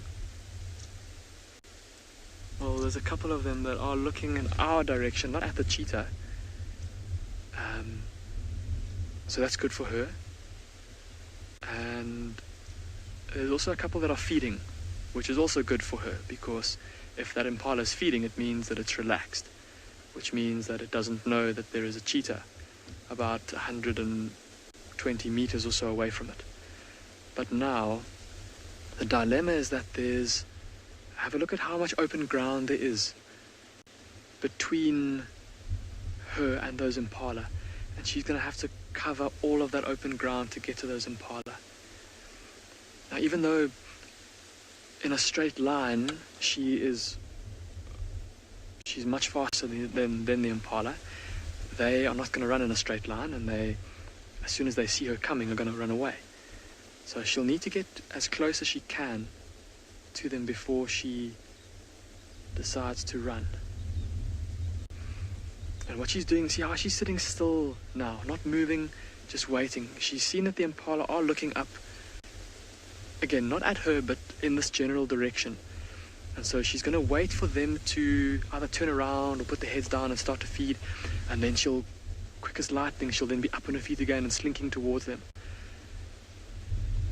But until they do look away, she can't afford to move right now. Even the cubs, amazing to see how these cubs have put themselves into shade. Now with those coats of theirs, even though they are pretty well matched to the grass, if they sit in the sun, they're going to be much easier to see than if they stand in the shade. Adele, you're asking what is the fastest that a cheetah can run. Adele, they've been recorded running in excess of 100 kilometers per hour. But like I said, that's only in a straight line and under ideal circumstances. Of course, in this environment, there's rocks and logs and sticks and gradients to take into account. And of course, she's only going to run at that speed when she's actually chasing her prey. And her prey is, of course, never going to run in a straight line. It's, like I said, it's always going to try and zigzag and duck and dive to try and get away from her.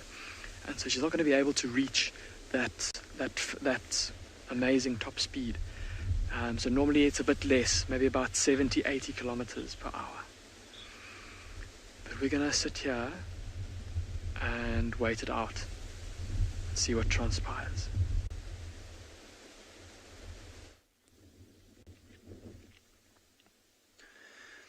So as we got into the riverbed, so we did a big loop around one of the roads. Sorry, I was just looking at, there was another giraffe coming in from the right. So we were looping around onto the one road, and as we came into the riverbed, there's quite a few giraffes that we found in here. Now you'll notice, like, look at this one right over here. So that tree that it's feeding off is known as a buffalo thorn. So it's a very it's a tree with a lot of horrible thorns in it, and most of the thorns actually point backwards. So look at how that giraffe is carefully maneuvering around those branches in order not to get, not to prick out its eyes or maybe get caught up in that tree. It's just amazing how they're able to do that.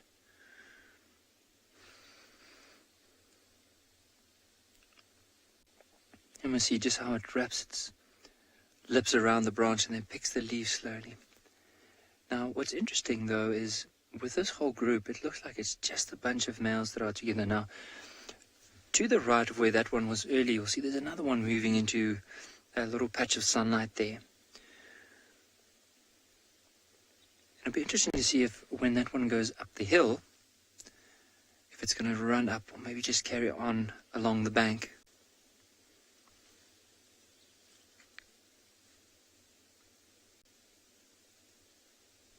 There we go, just heading towards the bank. Just want to quickly see if I can get something here.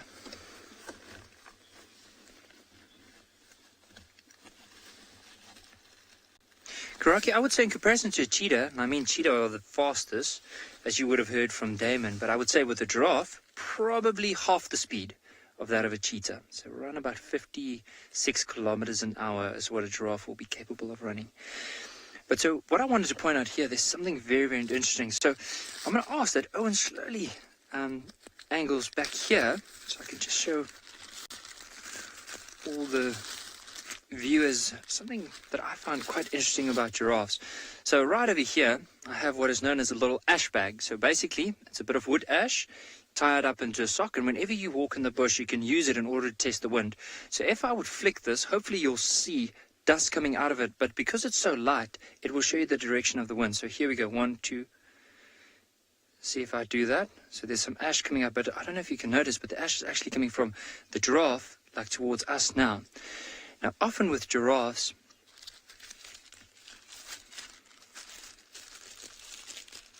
so with giraffe, they tend to move into the wind, and hopefully, once you come back after this, I'll love to explain that. But for now, apparently James has a hippo on the move.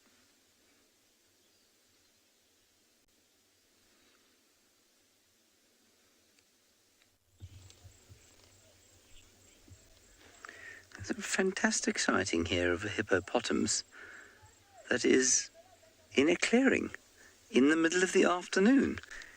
It's not running away from us, which is spectacular. A couple of impalas are chasing each other. But otherwise, it's all rather sweet. Wouldn't ya say?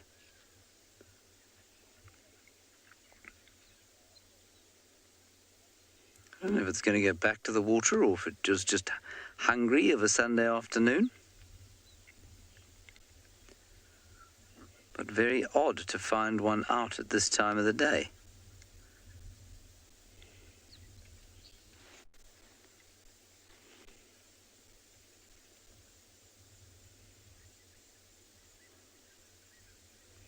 You still got it there, BK.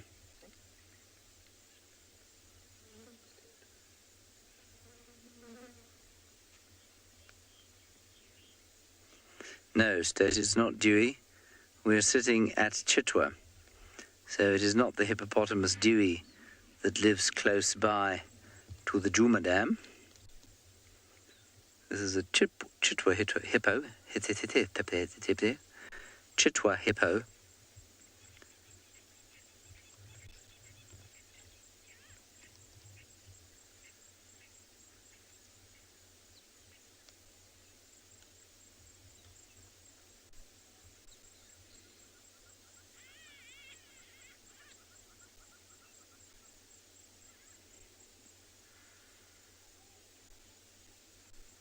Lovely relaxed Sunday afternoon vibe going on here.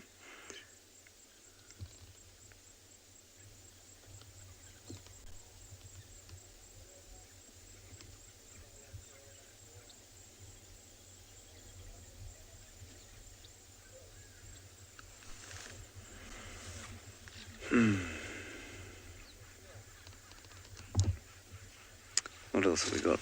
Straight in front of us here we've got some...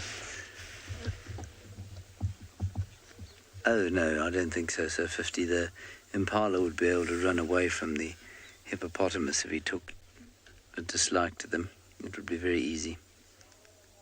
Let's have a look at the guinea fowl on the ground there.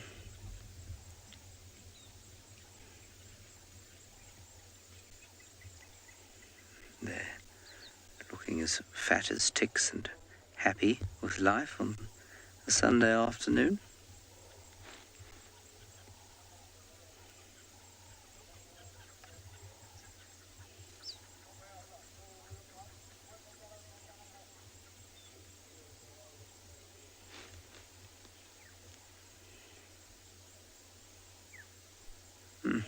It's just so nice.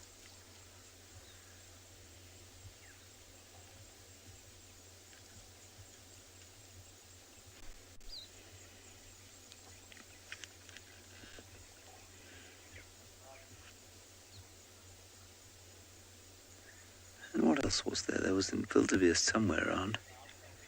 I think it may have pressed on or moved off. Maybe it's closer to the water. Glenn, yes, posh chickens.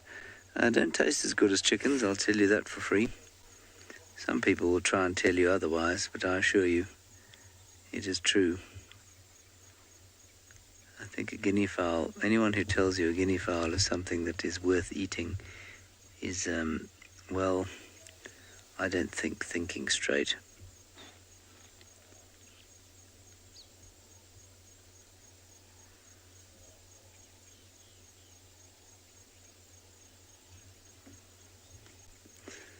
Right, the lions have got up and they're moving around and the babies are moving, so let's go over there.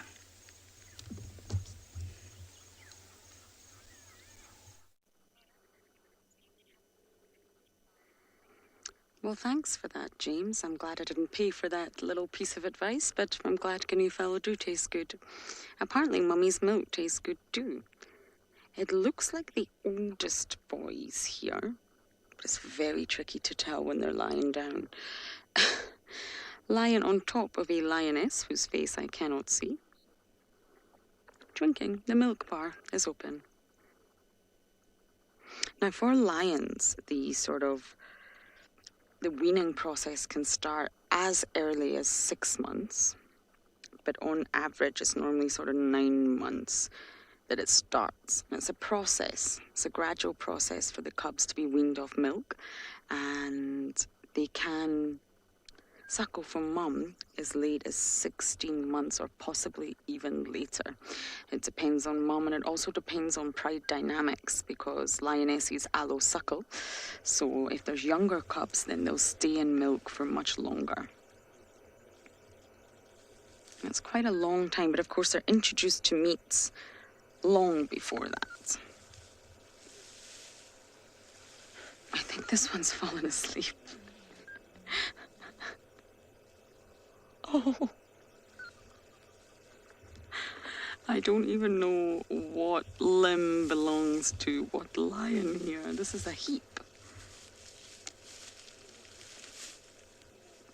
Now, I think I saw the youngest cub and the youngest lioness, and the mange is also bad. Or the hair loss is bad, should I say. The hair loss is quite severe. But definitely better than when I saw them a few months ago. The cub at the back has been smothered here.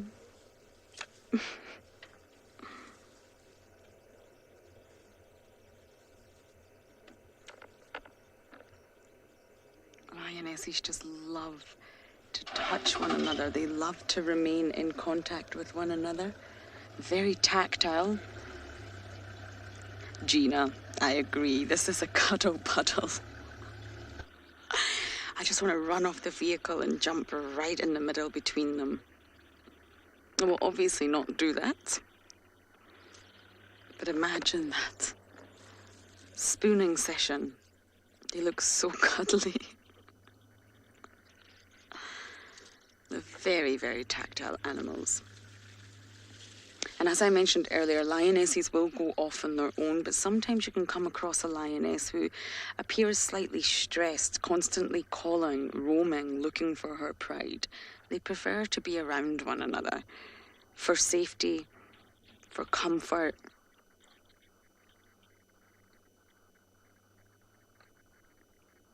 I think that lionesses generally just tolerate the males, and I'm talking about the adult males, the avocas in this instance. You don't see so much tenderness or tactile behavior when the males are there. The lionesses prefer to just be with the lionesses. So we may I shall try that sentence again. We may reposition slightly to get a better view, but we're not going anywhere. And hopefully, these lions are really going to wake up soon.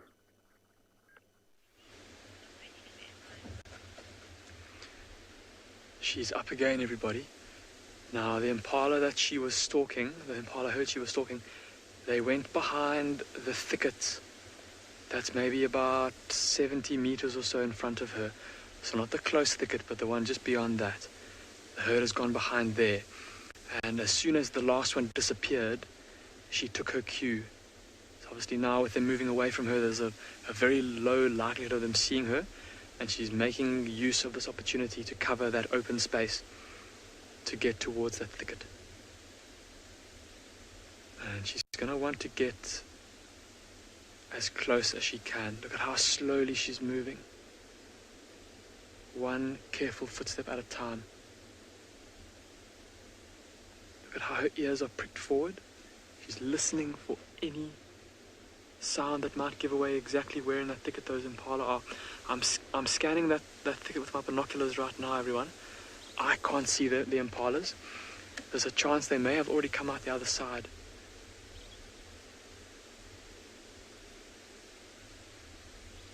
And her youngsters are still sitting tight in the scanty shade of a small buffalo thorn tree. And they're just waiting.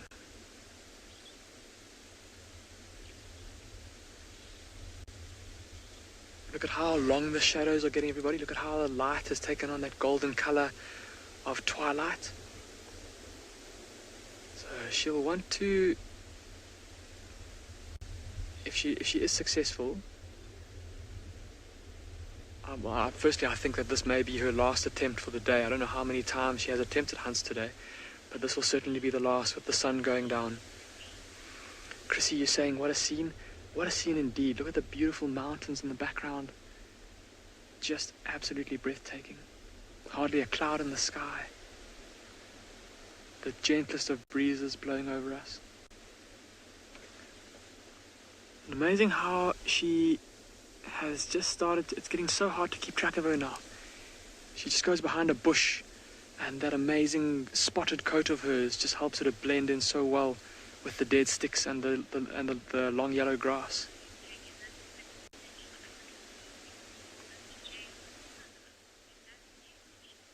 Okay, so while we take in this scene, let's quickly go and have a look at what James has got for you. Apparently it's absolutely beautiful.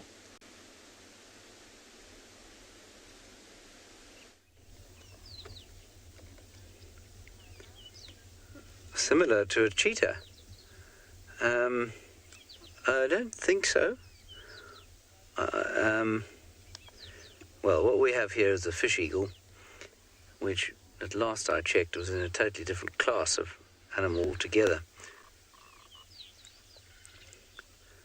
Oh, similar quintessential African scene, indeed.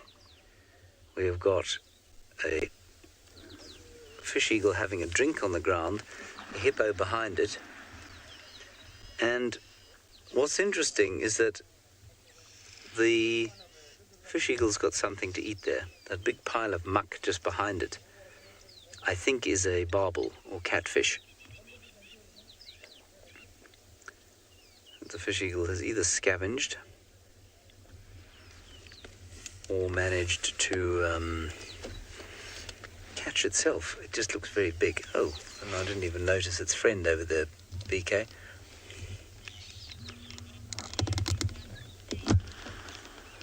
Apparently Lauren had the same fish eagle, or certainly the one that is off to the left of us, on the same fish carcass yesterday.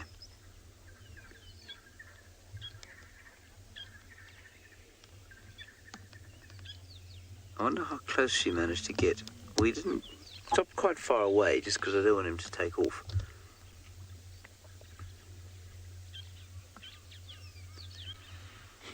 And the hippo behind has managed to really find itself scratched to pieces. Must have been in a nasty fight recently.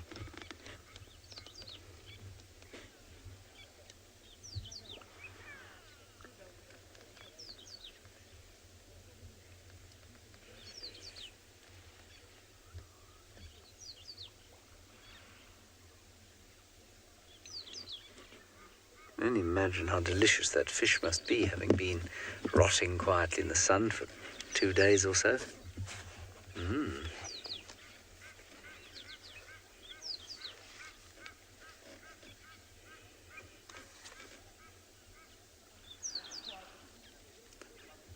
I think we try and roll slightly forward. That hippo's giving us a bit of a display.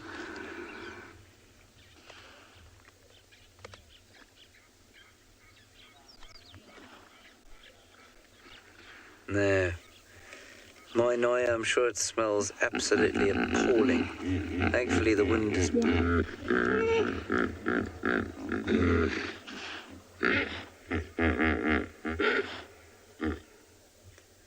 Thank you, everybody. Luckily the wind is not blowing towards us off the fish. hippo clearly think it smells disgusting.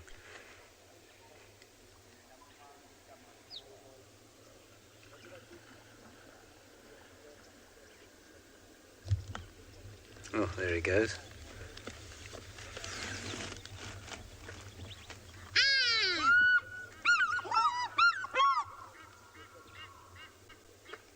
That was nice. Good one, BK.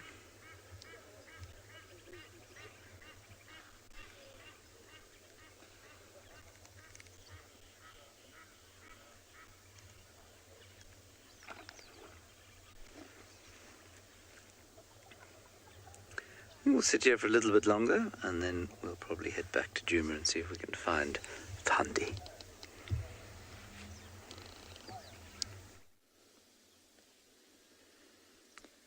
So these giraffes haven't moved too far from where we saw them earlier. You can see this one is just repositioned, and the sun is so nice.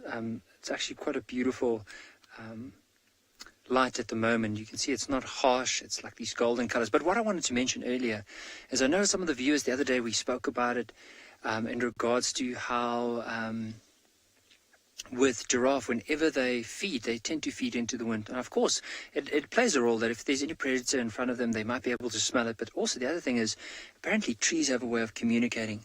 So whenever they feed off the trees like this, it almost like breaks the leaves, and that releases a pheromone that warns all the other trees downwind. So they naturally produce more of a chemical known as tannin. So tannins is basically what the tree uses in order to protect itself. So a giraffe will feed off of it. It produces tannins. It tastes more and more unpleasant, and because of that, the giraffe moves on, and that's the way the tree could protect itself, either through thorns, either through a chemical method, which is in this case would be tannins, or biological, could be ants, maybe secrete like a very sticky substance which would attract ants, and then as soon as an animal feeds too much, the ants will then move and then bother that animal. But it's so interesting that every tree then downwind of that will produce higher contents or higher levels of tannins, and that's why giraffes tend to feed into the wind whenever they do feed.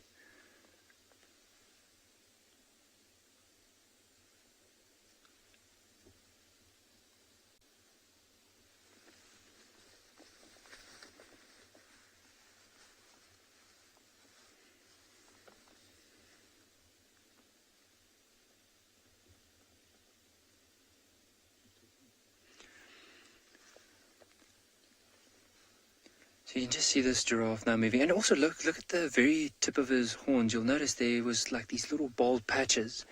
So definitely a male. You can often imagine with the males, if they do fight with each other and they hit each other with their necks, how it creates those bald patches. Now I want to send you just off to the right here. So there's some more giraffes just slightly right of where we are. I might have to reposition a little bit. So let's just see if we can get them in. Or else I might just maneuver the vehicle a little bit.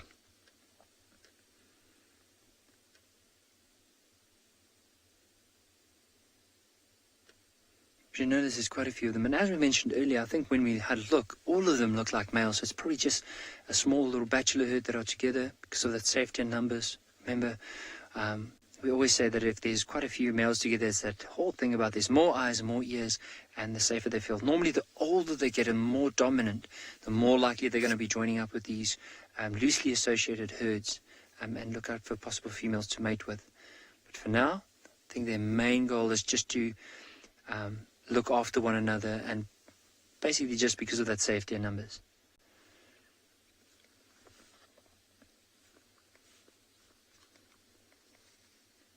See how that giraffe is carefully maneuvering its tongue to pick some of those, what's known as a tambuti tree.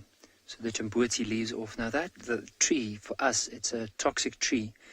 But for a giraffe, like by feeding off of that, it actually helps. A lot of people reckon that by doing that, it actually helps to kill some of the internal parasites. But I think for now, we're going to maybe leave these giraffes because they are moving away from us here. But we're going to send you back to Damon and hear what's happening on that side.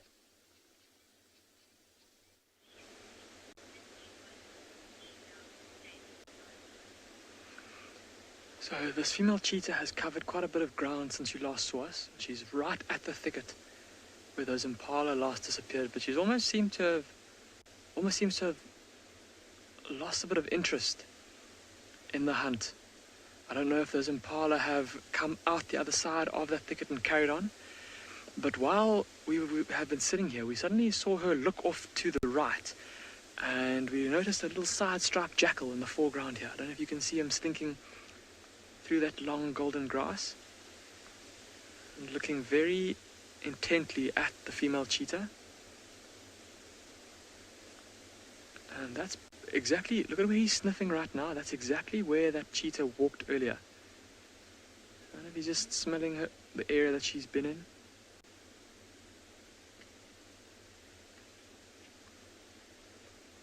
Look at that beautiful coat.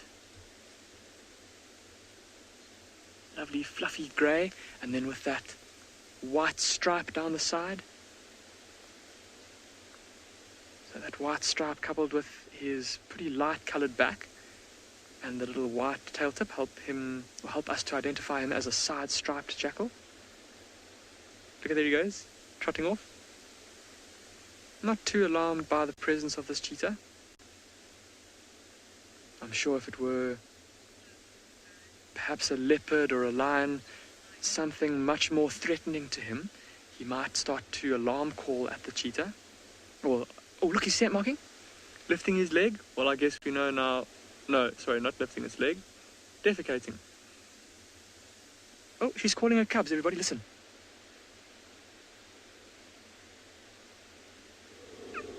Can you hear that? That very high-pitched chirp.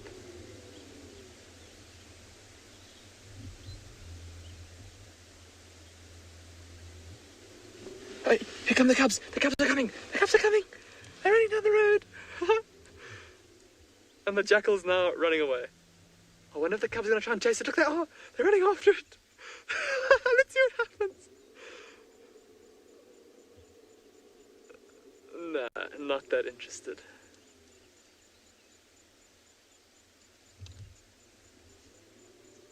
Man, that was too precious. Did you? Oh, we heard her calling, and then we saw them come running down. Wow, that was special. So I think that might be it, everybody. I think that might be this hunt attempt over. Mum's maybe decided that, no, there's a little bit of light. She might still try and hunt again. We're certainly going to stick with her. And we'll see what happens. Maybe the cubs go and join up with Mum. Maybe they all curl up there together and find a nice little spot to rest for the night. We're going to stick here for a bit longer. Let's go see what the lions are up to at Djuma with Lauren.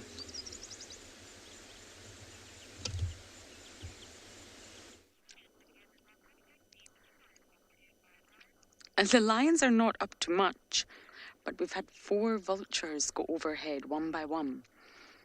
I am wondering, we're trying to figure out where they're landing, but it's really, really not easy. I think something's made a kill. If we see any more and we can attempt to get a location, we may go and investigate. Our cuddle puddle keeps getting bigger. Everybody wants to be right in the middle of that pile of lions.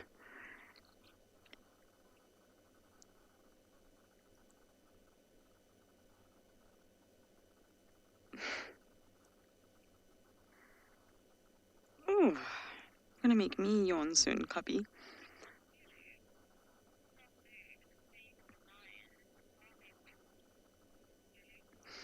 Lulu, I didn't get your question there, but Emma will repeat it, Lulu, and I shall answer it for you.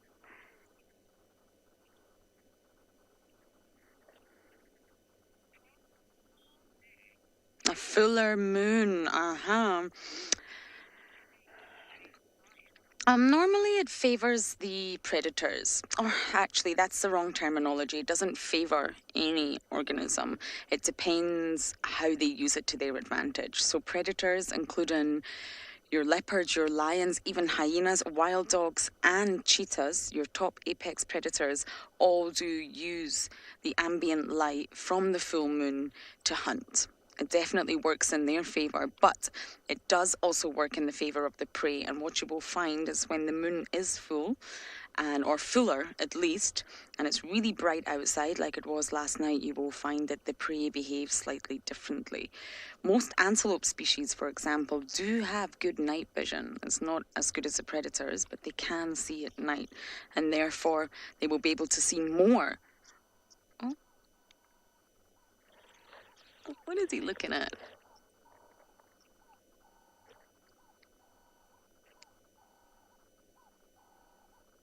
I actually have no idea. Maybe it's us. Maybe it's Morgan. But yes, the prey will be able to see better. So they will also have an added advantage, if that makes sense. So all the species, both predators and prey, can use it to their advantage. But normally it works in favour of the predators. Because wild dogs, for example, and cheetahs, they don't normally hunt at night. They can hunt at night, but it's not the sort of normal behaviour. They're primarily diurnal. So for wild dogs to start hunting at night during full moon would take an impala by surprise. Big surprise. Not exactly a good surprise for impala.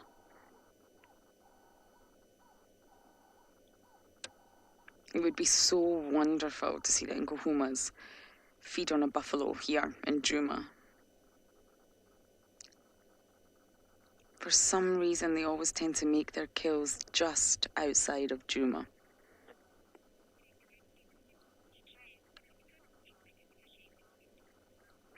I'm going to keep my eye out for any other vultures, and we may move if we start to see more flying above our heads, but it appears that James is still enjoying his fish eagle at Chitwa.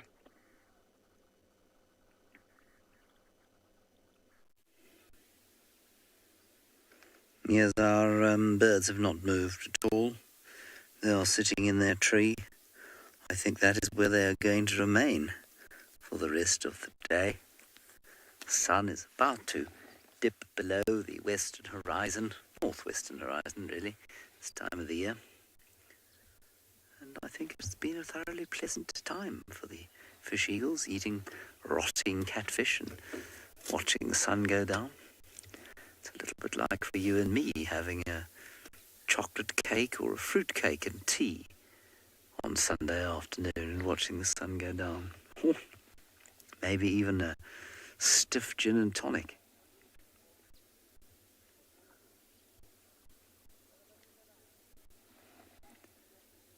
Really, just the infusion of peace that comes over the human being when one sits silently in a place like this for a good long time is just profound.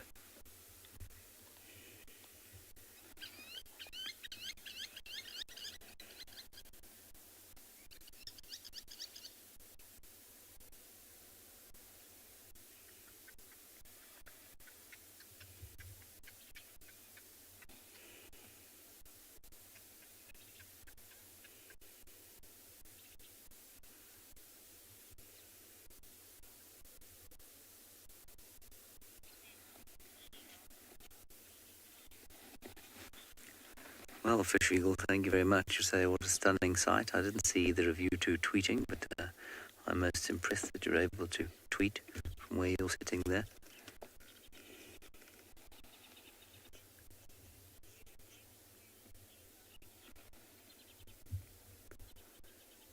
Now, there seems to be some territorial activity going on at Vinda, so let's go down there. Watch. Look at this. You've joined us just in time. So, Mom did have another half-hearted attempt at that herd of impala, but they were unsuccessful, unfortunately. So the youngsters and Mom have been running around playing, and now they're going into a thicket behind us, so we're just going to turn around quickly.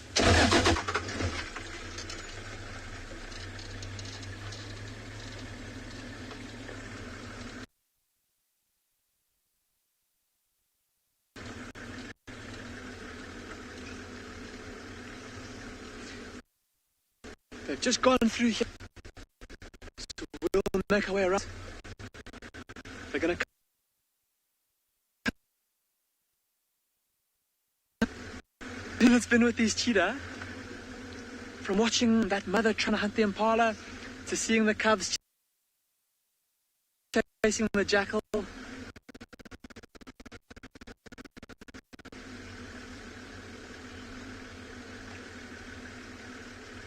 It's going to stop us right there. Oh, sorry everybody, apparently we did have a little bit of a signal break up there. Apologies for that. Look at that. Mum and her two youngsters in tow heading back up the slope. So I was saying earlier that with the amount of light that we had left, that it was likely that this mother cheetah was going to start looking for a spot to rest for the evening. And I think that that last little half-hearted attempt at those impala was probably her last attempt at hunting for the day. Just because she now needs to focus on keeping her little ones safe with the coming of nightfall. Of course, this time of day in the dark, when bigger predators like leopards and lions are active, this is the most dangerous time of the day for her and her little ones. And so a nice open clearing, just like last night, somewhere where they can see all around them and detect danger early, will be just what they need. Look, as if to agree. Did you see how they both just yawned, the two cheetah on the left?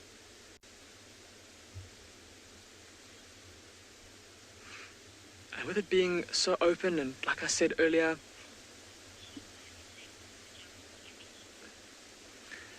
Mrs. Lapwing, you're asking if the cheetah would eat the jackal if they did catch it. Mrs. Lapwing, it is unlikely in the state of these two cheetah, but I have seen or heard of a record where there were two young cheetah a similar age to these cheetah that were orphaned, and in desperation to get some sort of food, they did try and tackle a bat-eared fox, so also a small canine, to try, and they were desperate. They needed some kind of food, and so they tackled the bat-eared fox and they tried to kill it, but it was too strong and it managed to escape. So Mrs. Lapwing, not normally, no. And I think, to be honest, that if they did get close to that jackal, the jackal would have put up a heck of a fight and probably would have sent these two little cheetah packing with their tails between their legs. Maybe if they were desperate, like in the scenario that I described earlier, if they were orphaned and starving and they found a jackal pup or an emaciated, sick, injured or dying jackal, they might try to eat it in desperation, but it's not the usual.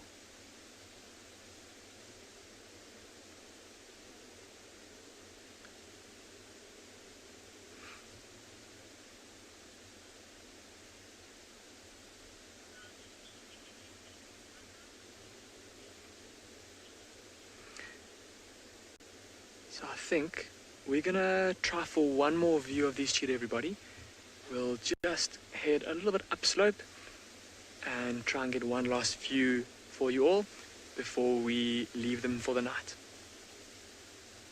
Wild Earth relies on support from viewers like you to carry on broadcasting our daily live shows. A small donation goes a long way in helping us on our mission to connect the world with nature. Please visit our support page to see how you can help and become part of the Wild Earth family. Starting to wake up. We're all starting to groom. So if we just have a look at this cuddle puddle over here, lots of heads are up now. The sun is really sinking fast and there's a little nip in the air. I can feel it. And what that normally means is the cats will wake up. Now, before this new generation of cubs that arrived last year, May last year, the first set of cubs arrived then at least, the Inkahumas were quite resistant to mange. They'd had it before, and they were really no longer susceptible to it. They were quite strong, the Inkahuma pride, and some of the adults at least, had a few itchy patches here and there, but really they were very much exposed to it from the Mangani males. It was two males that tagged along with the pride, and they were really savaged with mange. But the Inkahumas were very much resistant to it. They were strong, and it seems to have been, well, the new cubs since last year, only recently, have become susceptible to it, and it seems to have hit them quite heavily.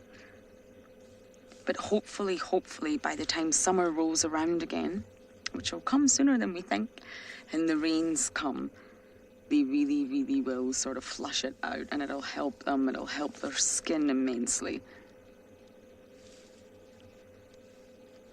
The Styx pride, on the other hand, who used to be the dominant lion pride around here, they've moved off. They're slightly nomadic at the minute. They seem to always have mange. It really, really hit that pride heavily. And the lionesses do not look like our Nkuhuma lionesses. They really do look like they've been hit heavily by mange. So it really depends on the pride dynamics. And it's a sort of natural controlling disease of lion populations. And that's why you must never interfere when it does come to mange. Because disease in any ecosystem is there for a reason, and it's there to control populations. Nature must have its own way of controlling populations. If we were to sort of intervene and cure every single lion out here of mange and make sure they were healthy and strong, it would completely destroy the balance of the ecosystem. Nature is all about balance, and as sad as it is, mange exists to control populations, as many other diseases.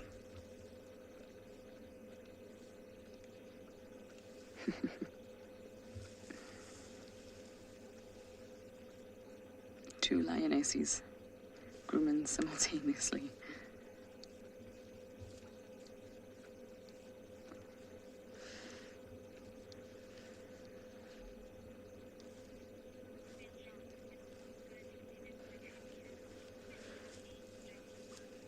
John, you're saying it's so good to see them happy. Yes, and healthy. They are. These cubs will be absolutely fine. And yes, they're happy. I think they would be happier if they had a buffalo, though. What do you think, John? But the Nkuhuma's territory is very large, and they do cover a lot of ground, and that's why they're not always found on Djuma. It extends to the west, it extends away down south, and recently they've sort of been found in Buffelshoek, on the southern end of Buffelshoek. The neighbouring prides would be the Talamatis to the north and the Torchwood pride to the east. So they have got neighbouring prides that they would have to contend to. Okay, I'm going to sit here and enjoy this grooming session, but you guys are going to head over to TAYLA to see what she has for you.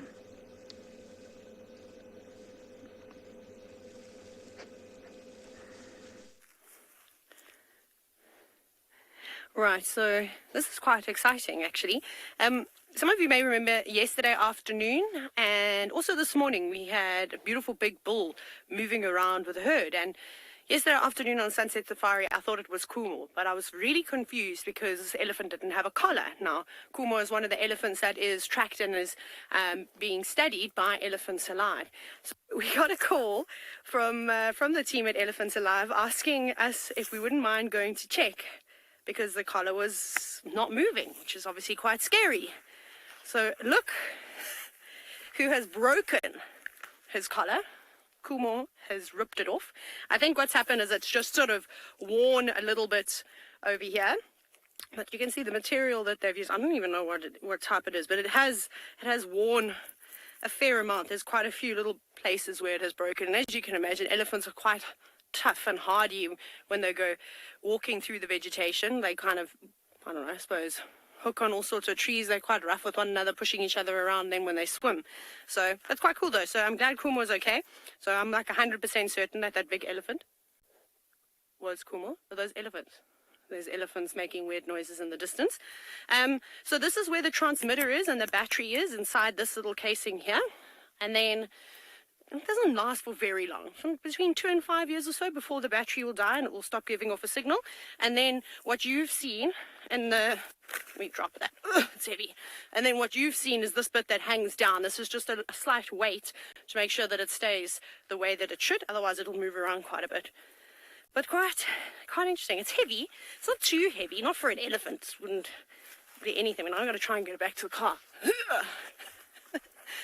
Well, this is quite cool though. I don't actually know where I'm going to put it. Should we just drive around with it up here? Yeah. I kind of don't want to bring it inside the car because it's very filthy. So it can live here from now on. Cool, now I'm filthy. And we shall return that. How cool though. So we did hear the elephants. Just down over there. So we'll go have a look. Susie, now you've said that Kumo is a trickster. Perhaps. It was on a sickle bush. So it had been broken. So I don't know. I don't know how it would have broken. But like I said, I think it's obviously wear and tear, and then it could have just got snagged and then completely ripped off. Very cool to see though. Like, I'm glad that he's okay, of course. Oh, that was nice. I'm exhausted now after carrying that thing. So we had to carry it we had to go walking to go and fetch it. And see, I can't say that it smells like elephant. It's covered in mud. So it smells muddy. But, no, it doesn't really smell like elephant at all. But, I mean, elephants, I suppose, don't exude much from their skin, other than from their temporal glands. And then, obviously, from the other openings of their body. But other than that, don't have like a sebaceous oil like a hippo has that secretes their whole body, or an oil gland like birds do. So no, it didn't smell like anything. No, my hands just smell like mud. They're filthy though. It's quite very, very dirty. Right. Are there going to be elephants at Leopard Dam? Because we're just coming around the bend now. Please be some ellies. No, the water looks too still. Right, we're going to head in that direction to the elephants that were making noises before the sun sets. Off we go to the cheetah with Damon.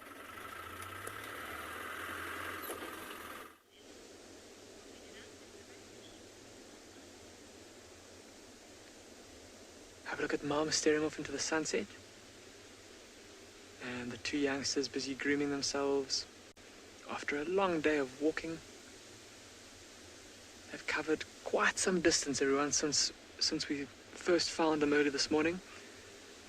And Mom has been hunting tirelessly the whole day, but just hasn't had much luck.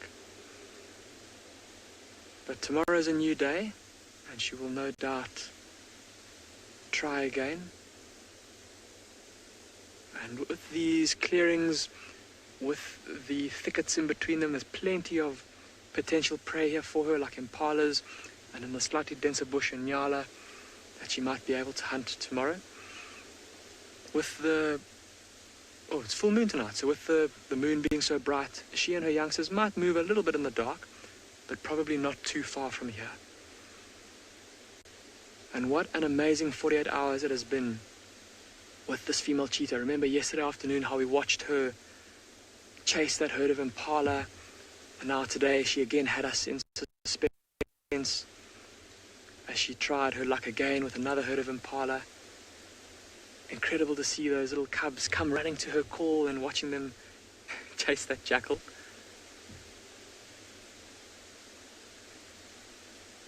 And now they are going to be looking for the perfect spot to rest for the evening.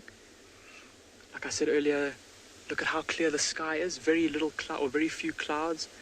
So once the sun does go down, it's going to cool down very quickly. The temperature's going to drop rapidly. And so these cheetah might huddle together for warmth. Mom and her two youngsters all snuggled up together to keep warm. And I'm pretty sure that tomorrow morning they won't be too far from here. Sophie, you're asking if cheetah cuddle like lions do. Sophie, they absolutely do, especially a mother with little cubs like this. And normally, look at this. Little female cub trying to play with her mum. Look at she's batting her paw with her paw. Sorry, Sophie, yes, they absolutely do cuddle, especially if they're cold or wet. Quite a few photographs that have been doing the rounds of small cheetah cubs huddled up to their mothers, sitting on a termite mound in the long grass in the rain. So yes, they do.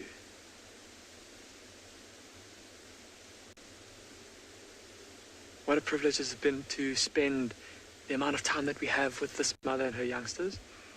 And I think pretty soon, like I said, the sun has gone down. This is the time of day when they're most vulnerable. So we want to give her and her youngsters the space that they need to make sure that they can stay safe through the night.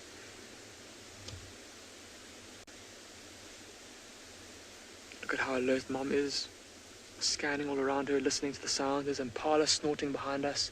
It sounds like some rams chasing each other. We just now heard a big bellow coming from the east. It sounded like perhaps a territorial battle going on between some white rhinos. Some hippos grunting in the distance to our north. Just so many sounds all around us that this mother cheetah has to listen to.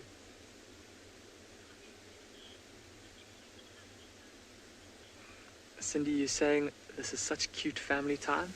It is, it's precious. Incredible to see the bond between this mother and her little ones.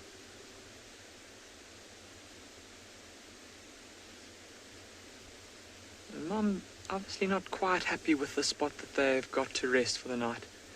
I wouldn't be surprised if maybe she goes just a little bit further up this hill, out of this dip. The higher up the slope she goes, the warmer it'll be, if only marginally.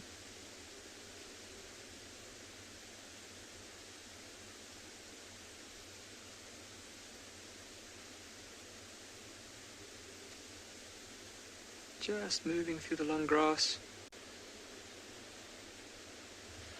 There's another little open green patch just on the other side there.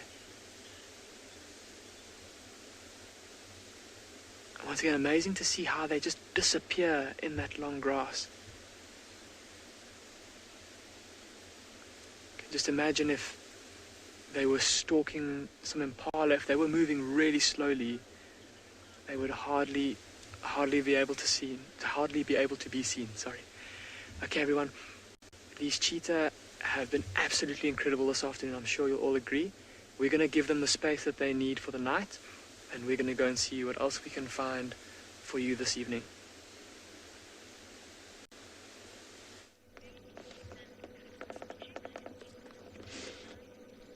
Everybody's grooming now, and I'm actually trying to identify the lionesses. I can see Amber, good old Amber. Pale-eyed lioness is definitely here. I'm trying to figure out if Nick-eared lioness is around. Chella's here. I've got the youngest lioness here. So far, that's what I've managed to make out. I might get my binoculars out. You can probably hear me doing that. I'm not being very quiet about it because there's a lioness away at the back there. I think we do have Reginald's with us as well. I have 1, 2, 3, 4, 5, 6, 7 lionesses in my line of sight. No, 8.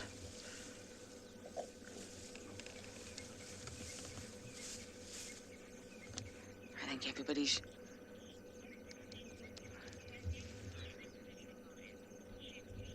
Shimsy, I'm going to be really honest with you. I find lions particularly difficult. We had a girl here called NIKKI who was in FC, and she was incredible with lions. She could just look at a lioness from the Masai Mara or South Africa and she would know immediately which individual it was, never mind the pride. I find lions particularly difficult. I find hyenas and leopards a lot more easy to identify. But when you're looking at a lioness, try and pick out key features. So for example, amber eyes and purple eye, they are very obvious. Purple eye obviously has a purple eye, just in case anyone was in doubt. But if there's no sort of real obvious feature, you look at the ears, the eyes, and the sort of nasal area, the mouth. Most lionesses will have nicks in their ears or maybe a scar. Sorry, I'm just laughing at this little cub's face. I'm not sure if we can get it from the angle we're at. It's just pure satisfaction. So yes, most of them will have something you can identify, but I really, really do find it difficult, I must say. And the main lionesses of the Nkuhumas are the, well, purple eye, amber eyes, ridge nose, who has a really, really wide face and a sort of ridges on her nose, which is exactly what gave her the name. Chela, we actually named Chela. Nick-eared lioness, don't need to explain that one. Pale-eyed lioness, tattered-eared lioness, and the youngest lioness. They're the main lionesses of the Nkuhuma Pride. We unfortunately lost Nana. Nana was the oldest lioness, but she passed away last year. So they're the main ones that you try to identify, but lions are tricky. You really need to have a good look. When they're lying flat like that, it's almost impossible for me. Whereas when a leopard's flat, I can normally identify who it is by their spot pattern. But of course, lions don't have that. Is this little puppy sleeping? Excuse the car. Not positioned in the best angle. Yes, we've fallen asleep.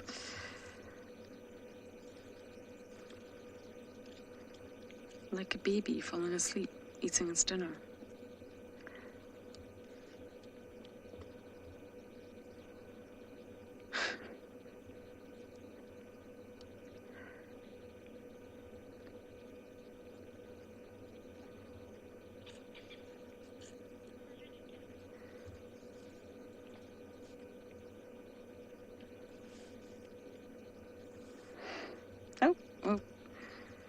Oh.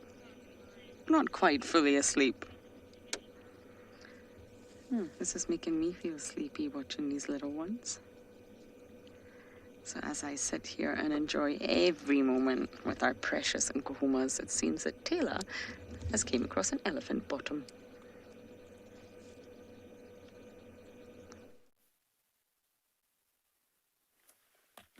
We found the elephants that were making a ruckus, but unfortunately not Kumo. This is another elephant bull. I don't know if we've seen this one-tusk fella before. He's quite large in size. He's got very tatty ears. Well, his left ear is quite tatty, and he only has a right tusk. Maybe he broke it. Maybe he never grew one. I'm not really sure, but he's quite happily feeding on all the lovely grass. Actually, I don't know how lovely the grass is. I should have said all the terrible dry grass, but anyways, you know, it's actually quite sad. You can see the color contrast there from what he's eating to the beautiful green trees in the back. But those are tumbua tea trees, and they're not always fond of feeding on the tumbua tea leaves. But there's a whole bunch of boys here. I'm hoping, actually, maybe there's a cow. I'm going to use my binoculars for 2 seconds because there's some other elephants up ahead, and I'm wondering if it is the breeding herd. No, they also look like boys. I can't quite figure out where Susan's herd has gone. They've disappeared somewhere. There's tracks all over going north, south, east, and west, and you know, you'd think it'd be easy to find a herd of elephants. But anyways, these will do. The story, the saga of Kumo and his lost collar, or his broken collar, will continue, I think, until tomorrow morning. And hopefully we'll find him. I have my suspicions, but I don't know if I should tell you. What do you think, Kat?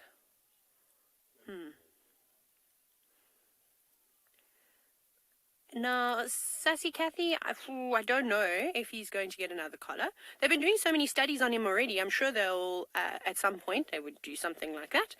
But collars are very expensive, so they'd need to repair this one, I'm assuming, and see if they can fit him again.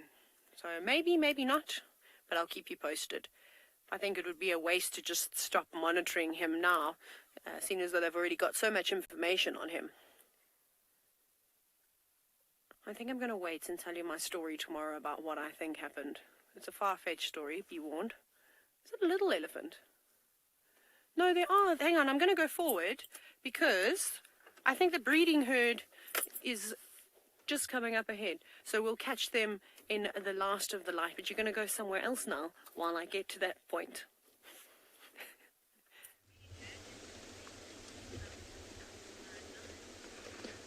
Welcome back, everyone. We have scarcely left our family of cheetah, and we've managed to find 2 white rhinos.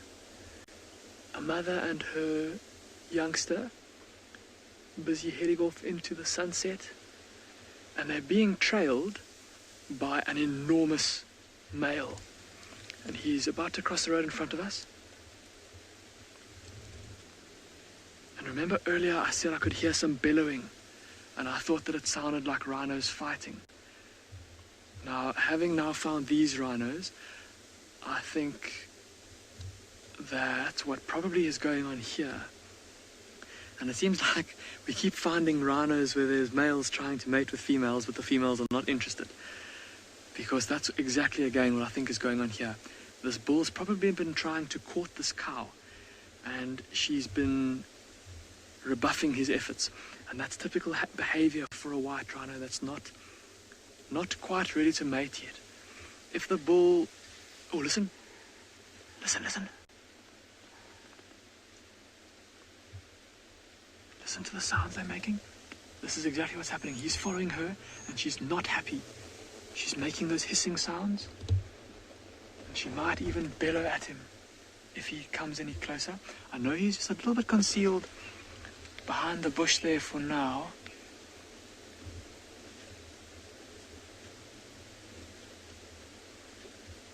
Here he comes. Oh, he's found something interesting on the ground there to smell, it seems. Look at how he's got his nose close to the ground. He's walking virtually in the footsteps of where that cow was. We're just going to lose visual for a second there as we go behind the light. Listen.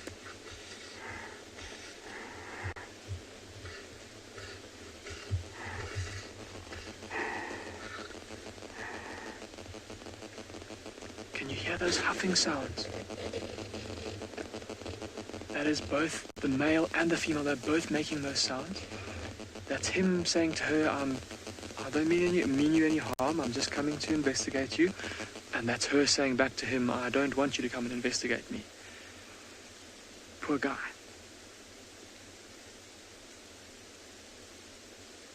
It certainly seems that a lot of the rhinos in the area, that's about the third different bull that we have found over the last few weeks that's been trying to court a cow. And the third bull that we've found having his efforts being unappreciated by the rhino cow, I suppose you could say. So she and her youngster have just stopped behind us and they're busy feeding. I don't want us to move because if we do, we might disturb them. So we'll just enjoy this view of this magnificent rhino bull. For those of you that were watching this morning, we spoke a little bit about the difference between a black and a white rhino. And with this rhino so close to us, we can really have a good look at the differences. So look at how this big white rhino walks with his head close to the ground because he feeds on grass. That's where his kind of neutral head and neck position will be.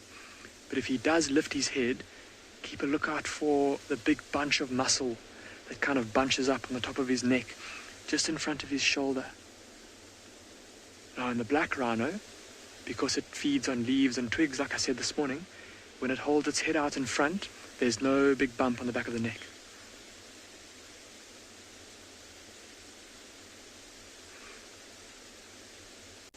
Also have a look at his saddle on the back, on his back, sorry. See how shallow it is?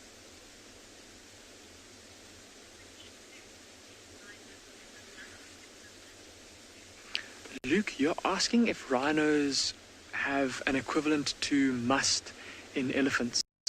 And no, Luke, this rhino bull will breed at any time of the year. Any time that he can find a female that's ready to mate, he will breed.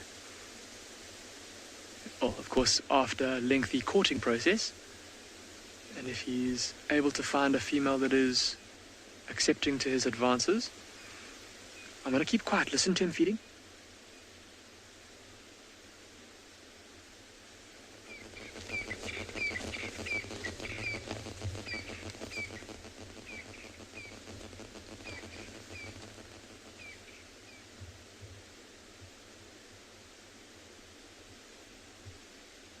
Can you hear that munching sound of him cropping up the short grass using those big lips of his? Oh, he's almost too close, everybody. Well, too close in terms of us getting him on camera. Like I said, I can't quite move. I don't want to disturb them.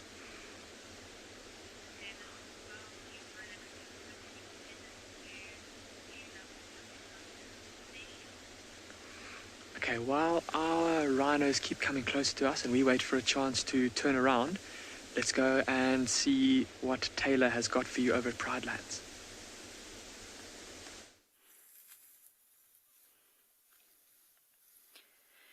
That we are. My day is filled with elephants and I could not be more happy. The little one has gone down onto its knees. It's been trying to do all sorts of things, including charge the car this afternoon. But now it's trying to eat. Yes, well done. You've successfully managed to pull out one blade of grass. How very exciting. Before it was feeding on it looks like a spike thorn behind it, that green tree, but with no success, unfortunately. Couldn't even pick one leaf. And it's trying to pull out some of this grass. You can see it's struggling, though. There we go. Oh, you're doing such a good job, little elephant. No? In your mouth, not on your head.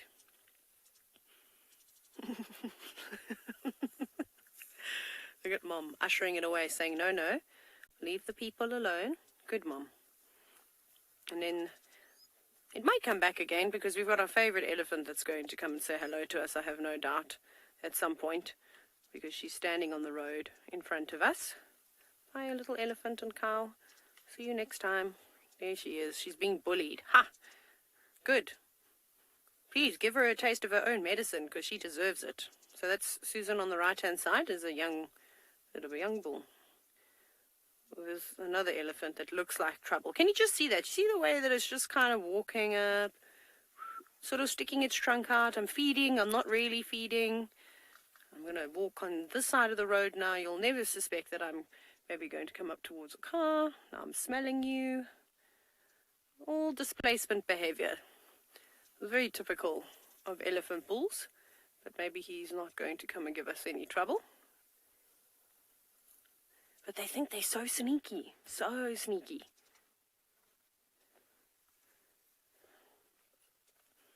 But luckily for us, we're in the presence of very relaxed elephants that we see literally every single game drive. I wonder if they realize how well known they're becoming. I think we're going to have to give this particular herd a name. Just because we see them so often. I don't know, do we call them after their matriarchs? I don't know how you name an elephant herd. I suppose you can call it whatever you want, it's not going to respond. But it would be nice just to keep tabs, because definitely 3 different herds of elephants that we see on a regular basis.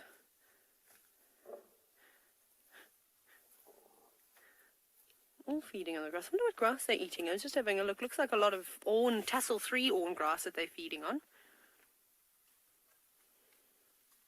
Perhaps it's tasty at this time of the year. Oh, there's lots of different stuff. There's also some buffalo grass and all sorts of things. I like the 2 color differences that we've got here of the elephants. I seem to be having some telepathy with the directors today, as we are thinking about the same thing at the same time. So obviously one elephant, that cow with the young calf, and her calf has had a dust bath at some point. I wonder if they did go down to the dam, to Ndlovu Dam. We know that there's lots of red dust there. Oh, should you just squeeze underneath your mother? Okay. Cool, I don't know if she appreciates that, but you go ahead and have a suckle. No problem. Mom's just like, I'll just carry on eating. She's got another elephant's bottom towards her face. Goodness, it must be tough to be a mom. So they could have gone there. It's not very far away. I reckon we're only about, I don't know, 1.5 kilometers. Maybe 2 kilometers at a push back towards the eco-training camp if you went the way that the elephant would, which would be the most direct route. But we'll sit here with the elephants because I'd like to say hello to Susan and tell you my tales of what I think is happening between her and Kumo. But off you go to Ngala, where there's lots of water around.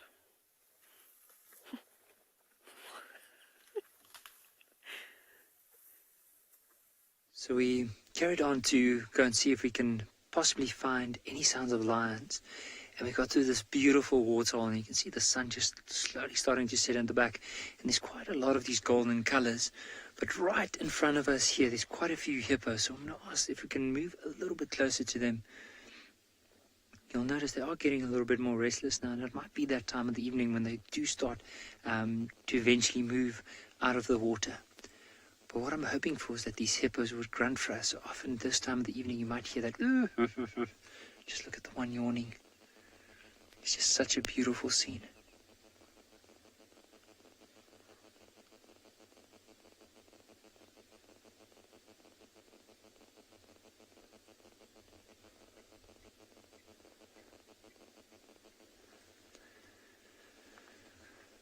Now, earlier on, there was a crocodile that was on the bank. And it, like as the hippos came closer, it immediately went into the water and moved off. Just trying to listen if those hippos were going to grunt. Here we go.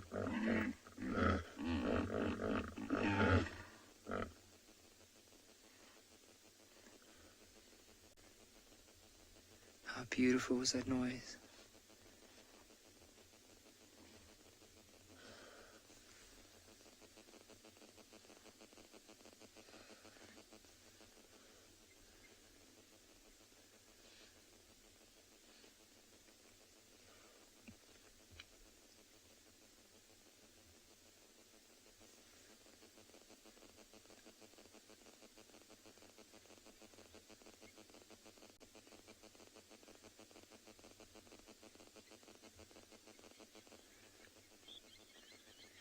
Tammy, I definitely got my wish. Like, it is just, I think it's one of my favorites. Because remember the other day, it was during one of the kids' session, I was telling all the kids, like, according to my grandfather, why the hippos were grunting or laughing like that. So it's definitely something that since a very young childhood, it's something that I always love to hear. And I always, like, associate it with the sounds of Africa. But imagine if we can stay here just a little bit longer and hopefully see them moving out. But what's quite interesting is just their movements. It's like you'll see they slowly moving together, and then the ones that are off here to the left, looks like they might be swimming in a little circle. And all I think they're doing now, as I said, they are getting a little bit more restless. So eventually from here they'll move out. Oh, there's one that's flicking water up into the air.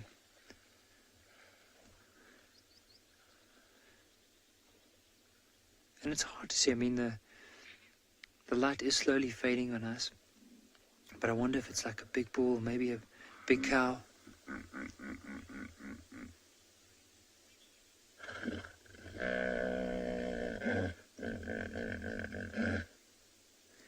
I think while we sit here and enjoy this beautiful sounds of Africa, we're going to send you across to Lauren, who's apparently already in infrared.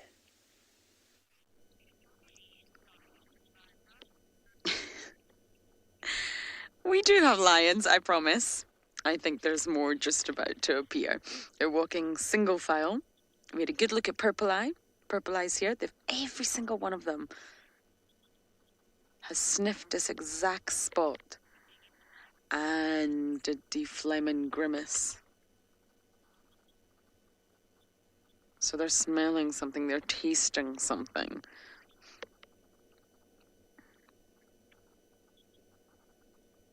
I have absolutely no idea what it is, that every single individual has stopped in that spot and gave us a wonderful view of that flaming grimace.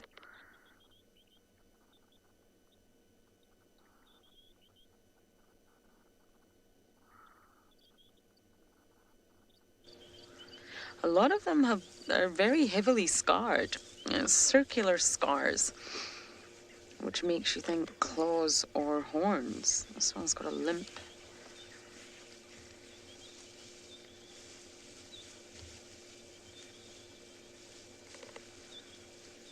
They're all coming now, single file along the 2-track. I wonder if they're going to head towards the buffalo. Wouldn't it be great if we had them round for consecutive days.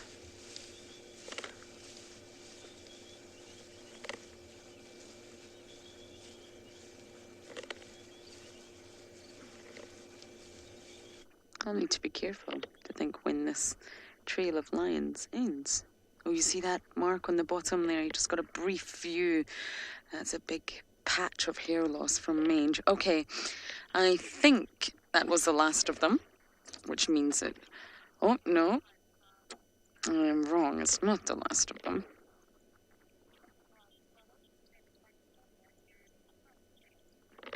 Okay, now I'm going to try and follow these lions, try and keep up with them. As I do that, it appears that TAYLA is surrounded by elephants.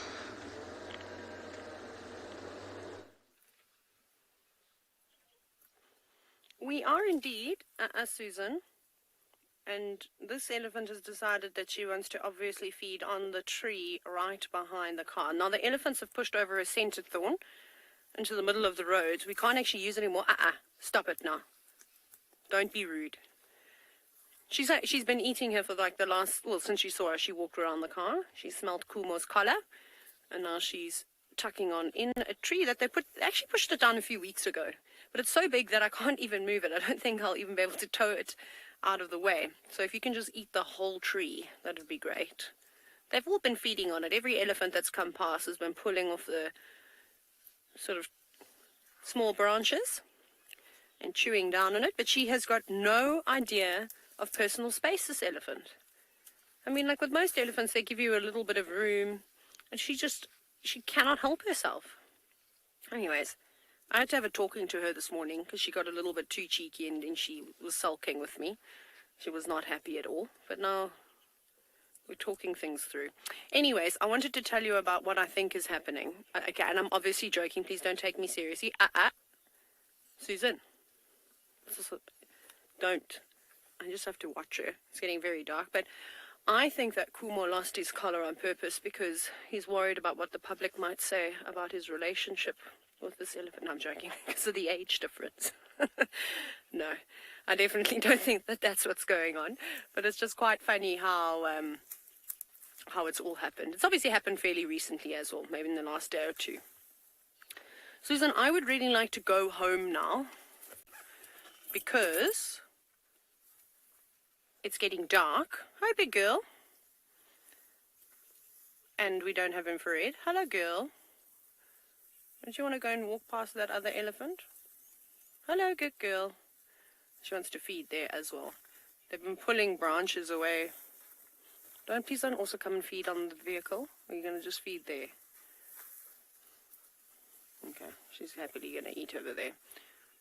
She looks like she's been suckled on. Where's your calf? You know where it is?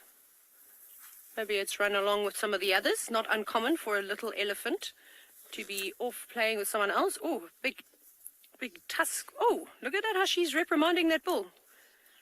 Oh, goodness, she tusked him a good 2 times there. Please don't chase Susan towards me, because that'll be disastrous, right? I'm going to leave now and let these elephants feed in peace. We'll catch up with them in the morning. Lauren's got her infrared on. I wonder what she's looking at.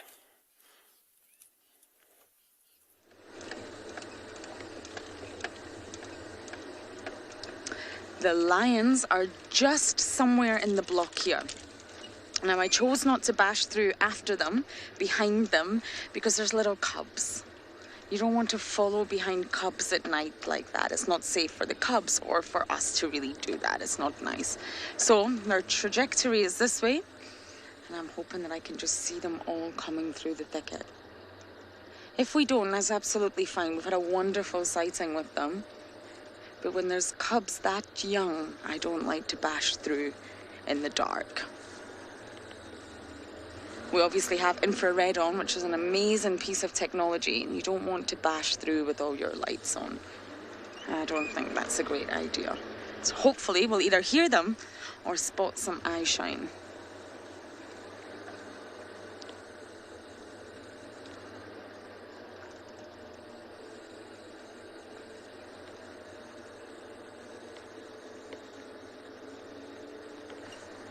They're heading in a northeasterly direction.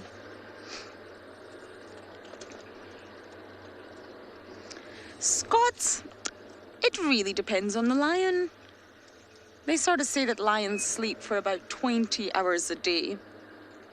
But I've seen lions sleep for a lot less than that. They are very active at night. They're primarily nocturnal, Scott.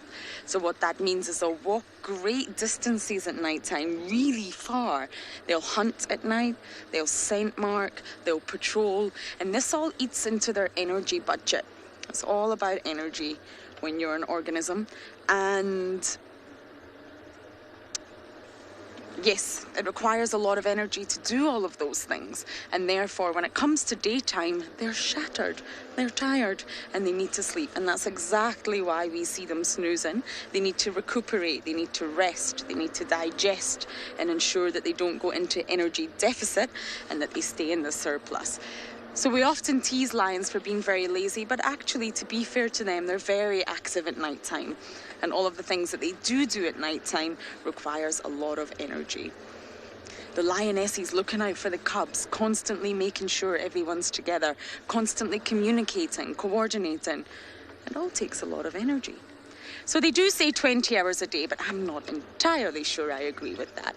I think they're pretty much nocturnal. So when that sun sets, they start to become active, and that's them pretty much right through. Okay, I am going to stop up here and listen. It's always good to listen to the bush. And it appears that Pinda has found the moon.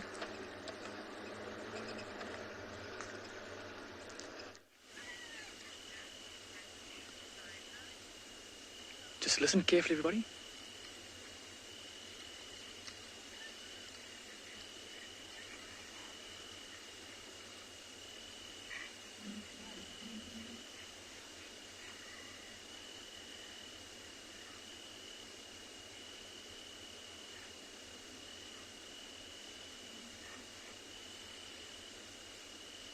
Can you hear all of that?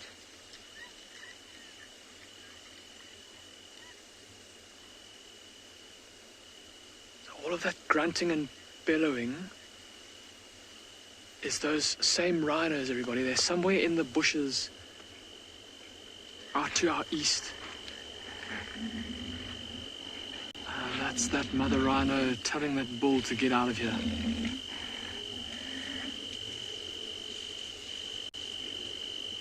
Isn't that sound just incredible? And then there was that squealing. May have been coming from the calf, maybe getting caught in between the mother and the bull, maybe even the bull getting shoved around by the female. Now it seems to have died down a bit. But look at this beautiful moon that we have rising over northern KwaZulu-Natal here in Maputo land. And somewhere beneath that moon is the Indian Ocean, and right now the tide is going to be dropping, and it's just reminding me of the months that are to come a little bit later in this year, in December time, where we will be able to go and look for nesting sea turtles.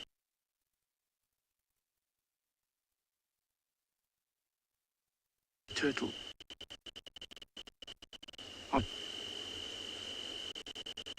That's just how close we are to the ocean. Only about a 40-minute drive or so from here.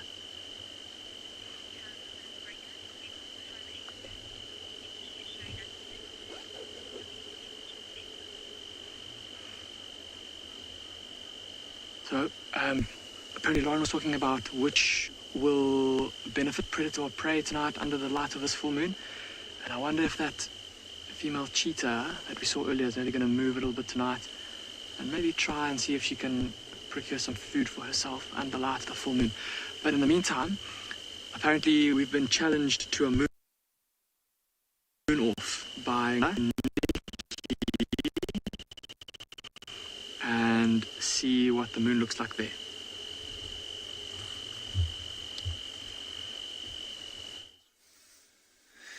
So I heard everyone saw a bit of the moon at and beyond Pinda, but we thought maybe we can show you what the view would be like from here. So we're basically on a little bit of a ridge looking down at that water, but just on our eastern side is where we see this beautiful red color of the moon.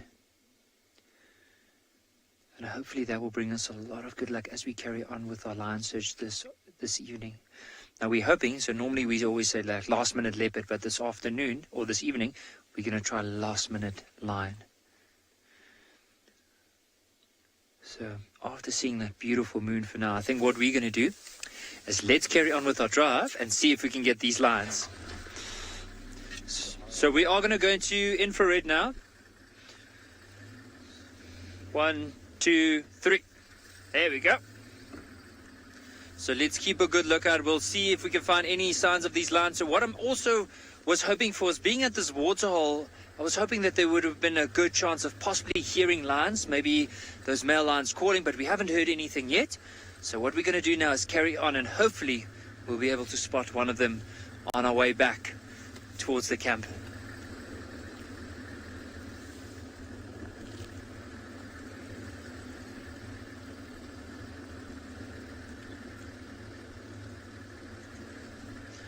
Moonbeam, I would say it's probably from the dust. So being this time of the year as well, if there's quite a lot of dust in the air, but it could also be like the reflection maybe of the dust on the moon. So I'm not too sure, but I think mainly the dust on the horizon could play a massive role in this.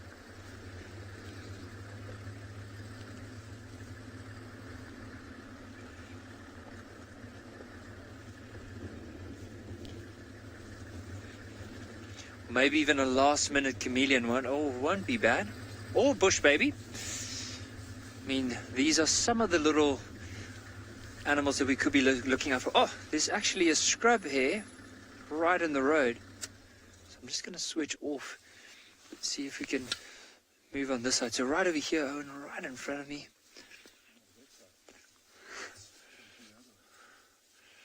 Here we go.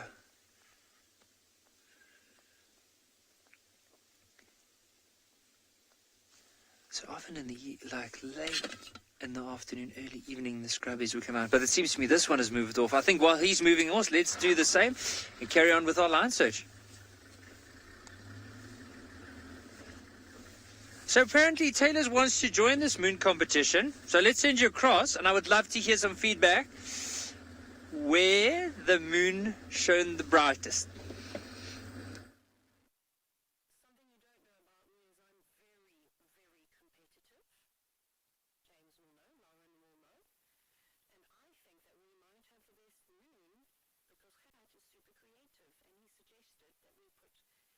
Leaves and twigs in front of it. I'm not sure if I'm having some issues with my audio, but I am speaking. Can you hear me? Apologies. I was saying that I'm very competitive and that I like to win. So sorry about that. That's what we were saying, but it is really pretty, the moon this evening. What we did want to do is go and sit and wait at some of the rocks. There's this one section where it's quite open. You can see the rocks really nicely, and then have the moon rise behind that, and then hopefully a leopard would just walk into frame. But we got distracted by elephants on the searching for the elephant collar mission. So I suppose these things happen. But look how quickly it's rising. That's insane. Look at that. It's very, very cool. You can see my favorite thing. The craters have made the Easter Bunny. If you can't see it, then you need to use your imagination. Maybe someone can outline it and draw it. Thank you. The crowd goes wild. You're all saying that we're winning. Woohoo, go Pridelands. Do you know what we're going to do tomorrow? We're going to get because I think it was NIKKI. Was it NIKKI this morning that was trying to get the moon in the Drakensberg? We're definitely going to get the moon in the Drakensberg. I'm going to make it my personal mission to try and get that shot. So, I'm just trying to think. I'm going to have to do lots of planning tonight on where will be the perfect spot. Hopefully, yeah, we should have enough time. Oh no, we might not. Maybe it will set before the show starts. We will. Had your phone. Sorry. It's not ringing. The cord is going to drop. I apologize, Emma. So what I'm going to do for you is shall I just sit quietly and then maybe you link away? Because I think if you try and call Kat again, this is going to go to our voicemail. But I think we win the moon competition, but maybe James and Lauren will prove us wrong. Davi's been very creative with our moon competition, I must say. There is the moon, with a thorny branch in front of it. And of course, there's something they call the moon illusion. And this is when the moon appears to be much, much, much larger closer to the horizon. And it's not much larger, of course. This is an optical illusion after all. And it depends on a variety of factors, but basically the explanation of this illusion is still very much debated. So if you do Google it, you get lots of different scientific theories as to why this happens. Of course, it's to do with the angle and it's to do with light. But when you see the moon first appear on the horizon, it looks much larger than it does when it slowly starts to rise up in the sky.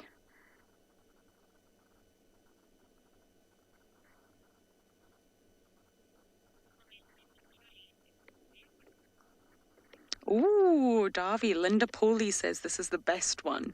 Thanks, Linda. Davi says, thanks, Linda. We were trying to be very creative.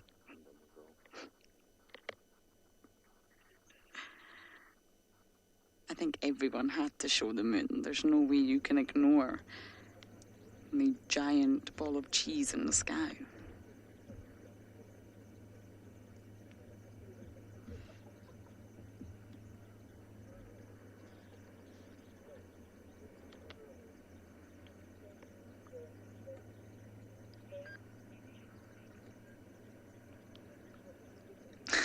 Many of you are saying you're howling. Oh, the werewolves are coming out tonight. Very interesting. Can't wait to see you all as werewolves.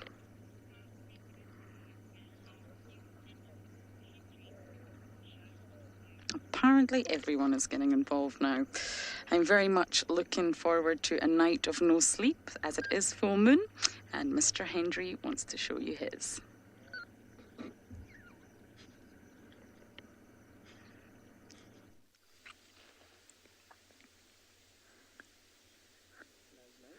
I believe that this is the least original sighting of the evening, that everyone has done this.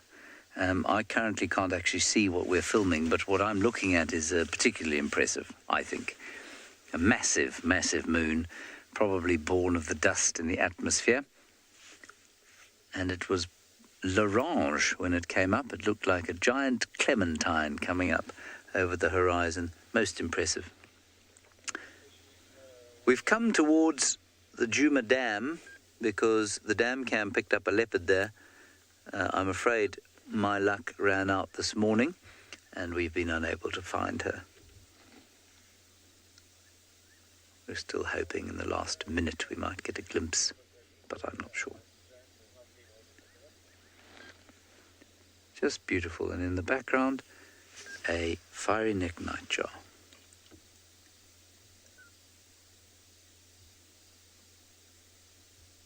Which has now gone silent. Naturally. Thank you, Megan. Yes, a very gorgeous moon indeed. BK is having to translate for me because my earpiece has given up.